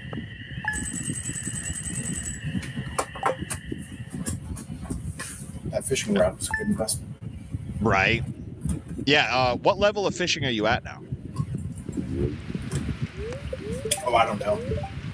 I stopped watching. Okay. How do I find out? Is there a way? Yeah, if you pause and go to your character's face, like the second tab, it should say skills. Yep. Fishing, I am a +8. +8, very nice. Okay. Level 8. 3, Whereas I am a 0 on everything else except for foraging, where I am a 1. I gotcha. Yeah, for comparison's sake, mine is like farming 4, mining 5, foraging 3, fishing 1, and combat 4. I'm combating things? Yeah, mining, there's monsters in the mines, so you have to fight them with various things, and that'll level up your combat. I have no idea. I think you can enjoy any of the progress I've made, because I think the elevator is for us both. So you can just go down to level 50 or whatever and kill things if you're feeling that kind of froggy. Then you can jump. Aw, our chicken is 1 month old. James looks really happy today. Oh, he feels good. Da-na-na-na-na-na-na. Yeah! Thank you! Thank you! Oh, and the silo's done? Oh, get ready to live. Made with... What's that? With a hernia. Patient is patient! It's like Weird Al's least successful album. It's the one where his big hit was like a 20-year-old James Brown song that he did a parody of, and it was "Living with a Hernia" instead of "Living in America." Oh. It's not even James Brown's biggest hit. And like, no wonder. And also, they named the album "Polka Party," and it looked like it was polka. Right. So like, it was. Yeah, just super not That popular. honestly was a record I never listened to because I had that exact thought. Yeah, it's a great album, but like you wouldn't know it from the lead single or the cover. Right. I do like that his parody of "Living with America." The last line is he just goes, "Ow, I feel bad," and then you hear him fall.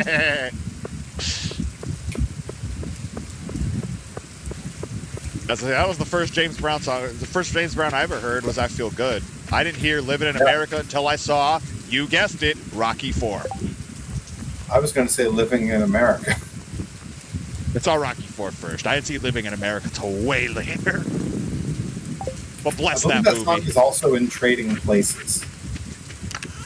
Okay. That was another one I was late to. That might have been where I heard it first. Living in Permerica. Great horn lines in this song. Yes. And we have iron. We don't need... Look at the size of those melons. My God. Peter, I'm holding melons. Dizzy Hellfire says, I saw Rocky Horror when I was 12 or 13. I should note, Johnny Torres did not say Rocky Horror. He said Rocky 4. Yeah. The Rocky Horror, I think I was around 14, 15, somewhere around there. I was 17. A group of us from the music department went to see it at the local movie theater. Only one of us in the entire crew had any idea what the deal with the movie was, about all the interactive stuff. And there's an alternate path to that joke where you say I was 17 going on 18 as part of the musical program. I was 17. It was a very good year. Going on 18. Like a Sound of Music. Nobody? Well, see you later. Day Without Darkness says I was 48. How'd you like there was a show about that. It's called The First 48. Reed H. Cooper says, I recently rewatched Trading Places. My God, that is not a kid's movie. No.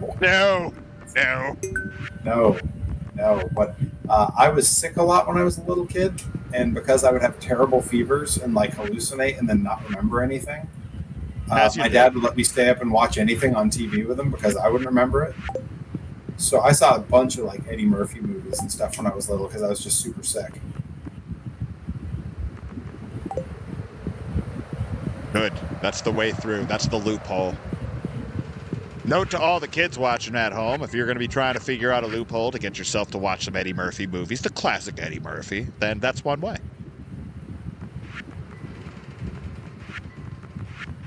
I also don't recommend the whole other side of that to anybody. But if you're trying to find a way, that's the way. When earlier I mentioned watching the Jacksons tour footage, and the specifically the moment that goes from I Just Can't Stop Loving You into She's Out of My Life. Yeah.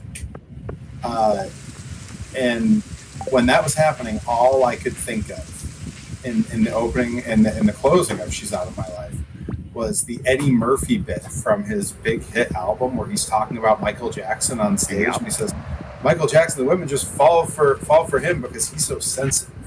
And then he does his impression of Michael doing the breakdown at the end of She's Out of My Life, where he cries on stage. And that's exactly what the footage was. And I was like, oh, Eddie didn't write a great bit. He just word for word did the real thing and nailed it. That impression of Michael Jackson is so good. It's when on the last ride to Limitless, Paul and I were talking about, our favorite impressionists of all time. Eddie Murphy came up constantly. And I mean, that's not an impression, in a comedic way. That's just him doing a really good rendition of something. Yeah, he was great at it. Like Jamie Foxx is in that conversation of just people that can like effortlessly do imitations of anybody. Dizzy, I got the reference immediately. You're doing Homer Simpson with the very good year thing. Right. Lisa, it's your birthday. Oh yeah. Yeah. When they had MJ on The Simpsons, and they could only afford him for talking. They couldn't afford him to sing. And that substitute guy was a belter. Congratulations. He was a belter. Sounded nothing like Michael Jackson, but he was a belter. Yep, he was he in terms of being called to step into shoes that are 5 sizes, 10 sizes too big, kudos. From that whole early chunk of The Simpsons, I mean, really what's essentially like the first 10, 12 seasons, do you have a favorite song in there somewhere? There's a bunch that come to mind, because I mean, I think the first I ever heard that The Simpsons had musical chops was Baby on Board. That was the first one I thought of. Hell yeah. Yeah, so good. I was going through a thing where I just liked hearing barbershop stuff at one point, and then lo and behold, it appears on The Simpsons, and... Thanks, and I hope we pass the audition. I don't get it. I can't remember the last time we were all in the same place. Last year, on the stupid Dame Edna special.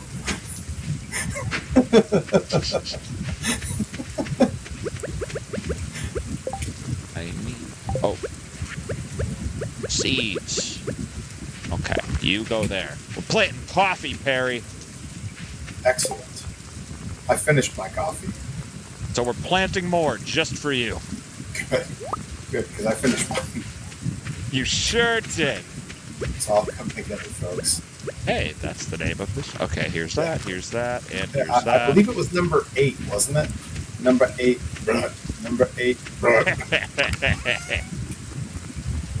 Unmilled rice. What did I... Bronze. Copper. That was, that bit on The Simpsons was the first time I learned about Yoko Ono and her, like, reputation for breaking up the Beatles and, like, having terrible taste in art and ruining John Lennon's creativity and all this other stuff. Yeah. And it wasn't until, like, I don't know, 30 years later that in Nick Offerman's book, he has an entire chapter about Yoko Ono. He is friends with Yoko Ono. And, like, talks about how, like, unfair all of that is and how wrong it is and how Yoko Ono's an incredible artist. And I was just like, wow. I mean, Nick Offerman, I don't tend to think Nick Offerman can be wrong.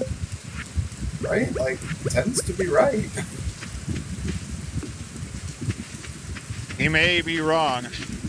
He may be crazy. Crazy. Or just may be a lunatic you're looking for. That's Nick Offerman, all right. Oh God, I gotta stop fishing high. Because last night I didn't fall asleep in the bed. Last night, Perry passed out. Oh, Perry, don't you feel so bad? Feels so bad. Need more sprinklers. Spice berry jelly. Ooh, get ready to live. Can I eat these berries? You sure can. Good, because I'm like out of energy, and it's really like enjoy. My butt. I was not going to make. Eric says he loves the song "Be My Yoko Ono" by the Bare Naked Ladies. Be my Yoko Ono. Whoa, whoa. Hang on, I'm setting off my BNL bit alert. Yep, they're that fundamental. Fundamental.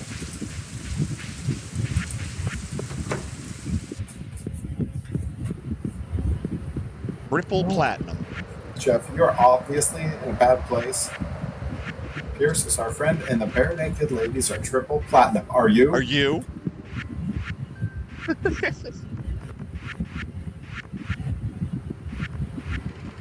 This is a fight. We are fighting. Oh, they're BNL now. Shorthand for the Bare Naked Ladies. That's how fundamental they are. Fundamental.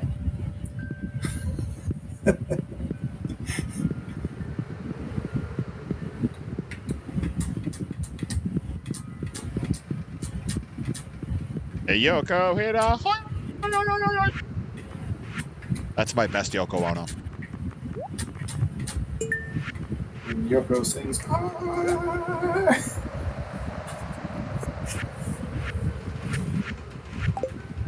And I don't mind you slagging her for breaking up the Beatles.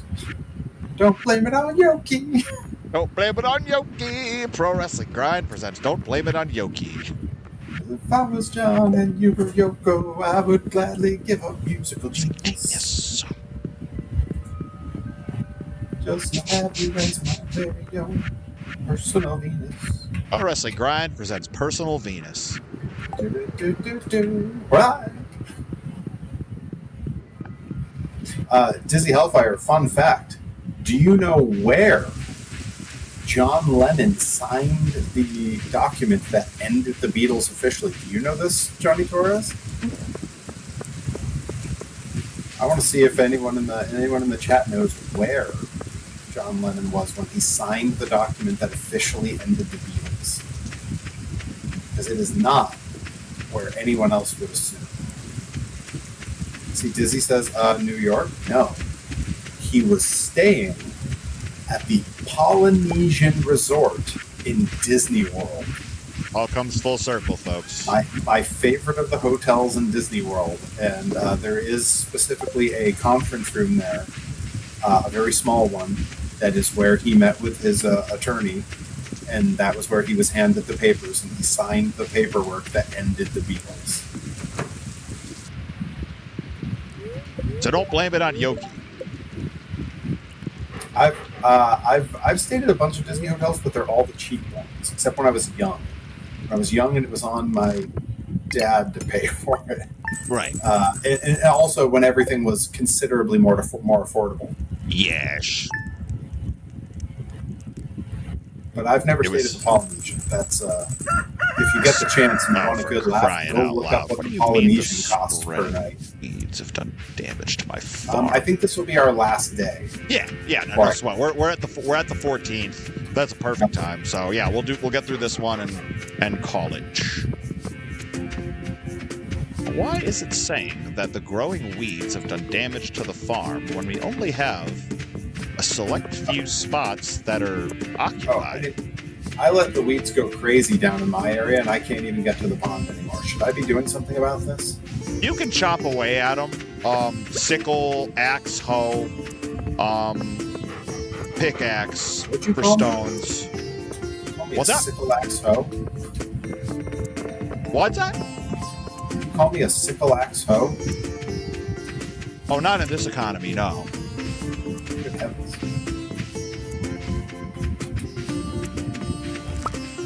Dill and Paul are taking the girls to Disney World in August for 2 weeks. 2 weeks! Hey! 2 weeks! That's awesome. It'll be a religious experience. I very unfortunately do not have concrete plans for my next trip to Disney, and it's been a while.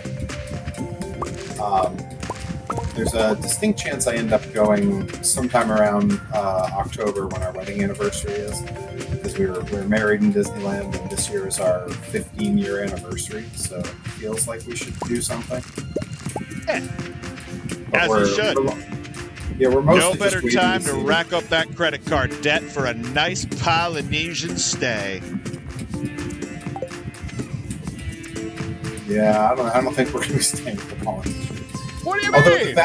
the fact that now, even with airfare included, it is cheaper to fly to Japan and do 5 days at their Disney park than it is to fly to Orlando and do 5 days at Disney World. Oh, Japan. Just finding ways to continue to be better in many ways. Just so great.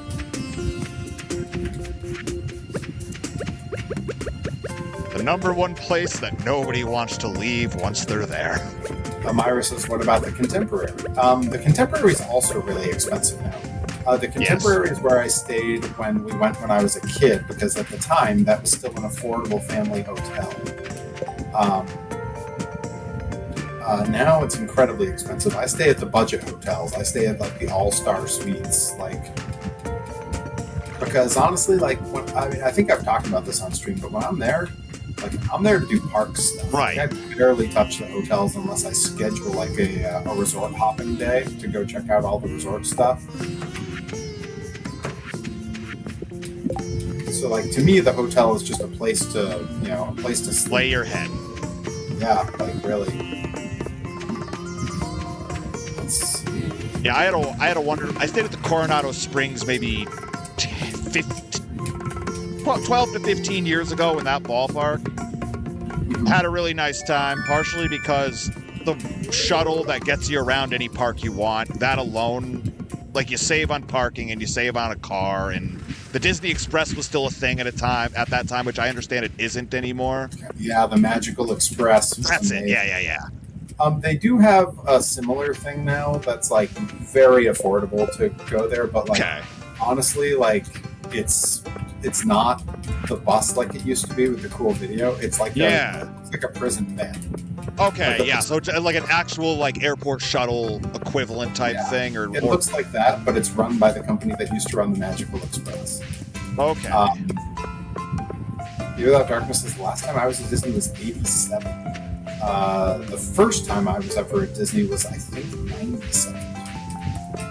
Hell yeah. Let me think. Probably right around that for me now that I think about it. Give or take a couple of years, but it was 5th grade, I can tell you that. What was I just going to drop off here? Ellen? I think Melon. Joey Nails is planning a Disney trip and is like, seems very serious about taking me with him. And I'm like, that's great. I would totally do that. I have a very hard time deciding that I would go to Disney without my wife. Right. Like, I've done it in the past, but that was when we lived in phrasing. Did you see that? The game just said a chub frenzy has begun in the mountains. So do you guys do phrasing, or? Anyways, you were saying, sorry. I remember. I'm sneaking away to my little trunk here to see if I have any food because I'm out of energy. I've been chopping wood all day, and it's only 1 p.m. You're doing great. Just unlocking all this stuff. It's wonderful. Bundles upon bundles upon bundles. Did I need grapes? Ooh, I got cookies. How much do I need? I need... And then we get the bus when we get enough gold. I'll just do this first one for now, I think. Let's see, checking in on the chat. Pretty sure the first time I was there was 88 or 89. Oh, that's awesome. Acorn, maple seed, and pine cone make a field snack. Yeah, once we get kitchens. Although I think you can use other people's kitchens as well. I gotta see about how much that costs while I'm thinking about it. Just wander into people's houses, use their kitchens. Video games are interesting. You can make that snack without the kitchen. Oh, so it's just a general craft? What do you know? Yep, there it is. Field snack. Acorn, maple seed, pine cone. Cookout kit. Use this to create a camping cook fire. Wait. So then...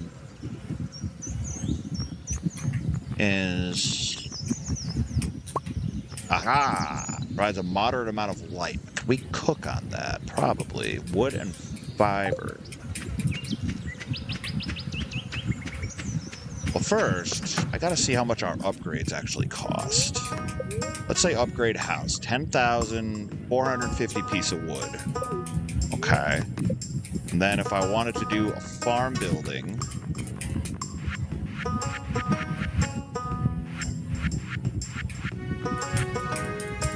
I'm trying to clear all the stuff that grew in my area here. You're doing great. It's been a lot of work. My character seems tired. And I already ate my cookies. And I hate everything.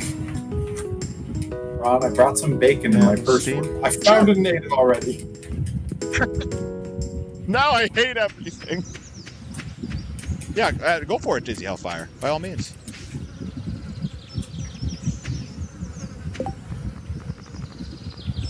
Well, got a copper axe. Things are about to happen to me now. Copper axe? I barely know her. Copper Axe, she's jealous of that. I got it. Yeah, you did. Man's a professional. You know what professionals get? Chocolate cake in their storage chest. Ooh, fancy. Yes. Well, that's good, because I'm going to be out of energy soon. You can enjoy a look at a pixelated chocolate cake. It's a lot of energy. Don't spend it all in one place. What's this? Oh, I got a... There's Dizzy. Skill book. All right. I got you. It'll be accepted the moment we get off of here. Let's see. Yeah. I need to store the cake. Zip pepper. Rainbow trout. Sturgeon. Yes. I am the bullhead. I'm the walrus. Cuckoo. I am the bullhead. Kid Rock sucks, except that one record. Oh God, the temptation. Ah, the temptation. Sorry, old friend. I do not want to succumb to the temptations. My girl, my girl, my girl. My girl.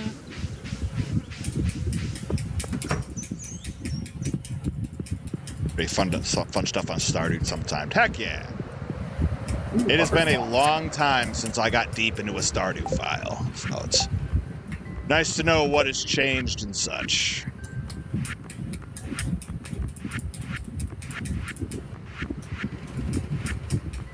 There's yes, lake fish is done. Big day. What'd we get? Oh, we're giving this right over to old Harold. He's gonna need that. What is it? It's for the fishing rod. Oh, good. Oh, now I'm seeing the homeless guy looking through trash. Yeah, see, it's upsetting. If you get a prismatic shard, take it to the desert. Okay. So I gotta get Busco, which is cool. Bus is on its way. Got a vault finish, but we got Perry on profiteer duty, making us the money. Once we get to, it's like 50,000 gold in total, we can get the bus going again. Do an old man a favor. Could you go around the corner and scare off those raccoons? White Junimo, welcome.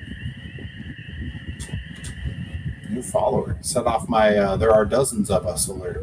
Dozens! I'm just 3 followers away from my current follow goal. Tell your friends, folks. Love that. Welcome aboard.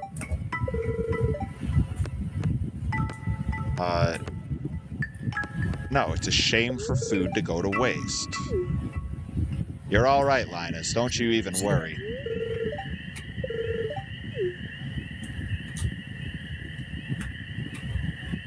You can have my chocolate cake.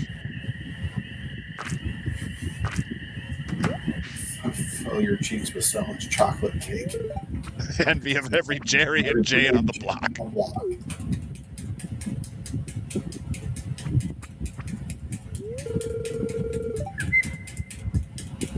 Reefers. We doing reefers. Yeah, can't you smell it? No, Sam, I can't. You gonna smell blind, son. It'll pass, Dewey. It'll pass. I've got a basket of zucchini fritters for you. Just make sure you dip them in the spicy marinara. Mm-hmm. Yep, that's what he told him before. Seems like good advice. Said, you got any zucchini fritters? He said, no, we don't want zucchini fritters. Said, you got any chocolate cake? I said, wait a minute, I'll go check.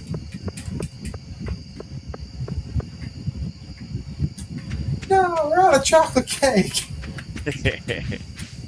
In that case, what do you have? All I got is this box of 1 dozen 51-inch carp. And I'm going to drop this new fishing rod attachment into the old chest for old Perry Von Vicious. Oh, nice. Hello! La Hello! la la. La la la. Yeah, so this dressed spinner that's just been added to your box, you can attach that to your fishing rod, and I think it boosts the rarity of the fish that you can catch. Okay. Yeah, that's a note for future Perry, for next Thursday Perry. Okay. Any other? I'm gonna probably pass out while trying to store things again. That's my curse. That's your challenge. I won't go bedtime. I won't. I've got an hour. A whole hour. I'm way past my bedtime. As soon as we're done with this stream, I still have to go down and make toys. Down to the crossroads. I gotta go down. Anyways. Down to my Perry's workshop. Oh, I like that. You got to get a nice neon sign that says that. My Perry's workshop, or just Perry's workshop, or my Perry's cafe. Whatever you want. Ooh, I'm a level 2 forager now. Heck yeah! Yeah, come up to the house. We'll do the screenshot, and then we'll wrap. Yes, sir. Folks, if anybody's paying attention to our various graphics advertising these streams, in the background is an actual shot of how our farm advances each week. I do think we should definitely take a screenshot inside the coop with the chicken too. Once we max it out, I think then it's extra neat. We can now, but I think once we have the Rolls Royce. What you got cooking over in that smoker or whatever? Looks like it's gonna explode. Okay, and oh, the preserves jar.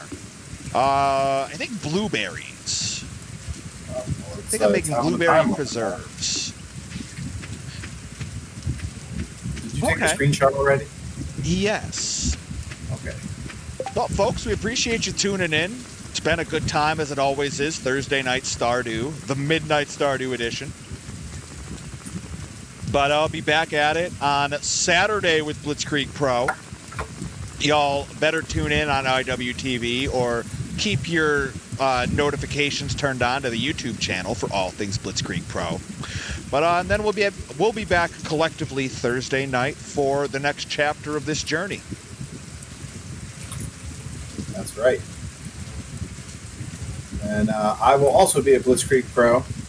It's going to be a busy Saturday. I'm going one-on-one with Mr. Angelo Carter, the winner to be the new #1 contender to the Jensen Championship, which I held until just last month. Yes. Yeah, just until last month. So yeah, looking forward. It's going to be a good show, and then I will be back again on Monday through Wednesday next week, 9 p.m. You know the schedule. Silk Song, Psychonauts, and Workshop working on toys, and then we'll be back again next week, hopefully at 7 o'clock, barring any terrible things that go on in a day. We'll be back at 7 o'clock with more Stardew Valley. Hell yeah. Well, appreciate you all. Hope you all have a great weekend ahead, regardless of what you're doing. We appreciate your time and wish you a better tomorrow. Yep, and on my channel, we're going to go ahead and raid our pal Jaime. The Pragmata again? It is Pragmata. Hell yeah. For the Armored Core junkies out there. Hell yeah. But yeah, good stream. And yeah, we will see you all again very soon. Good night, everybody.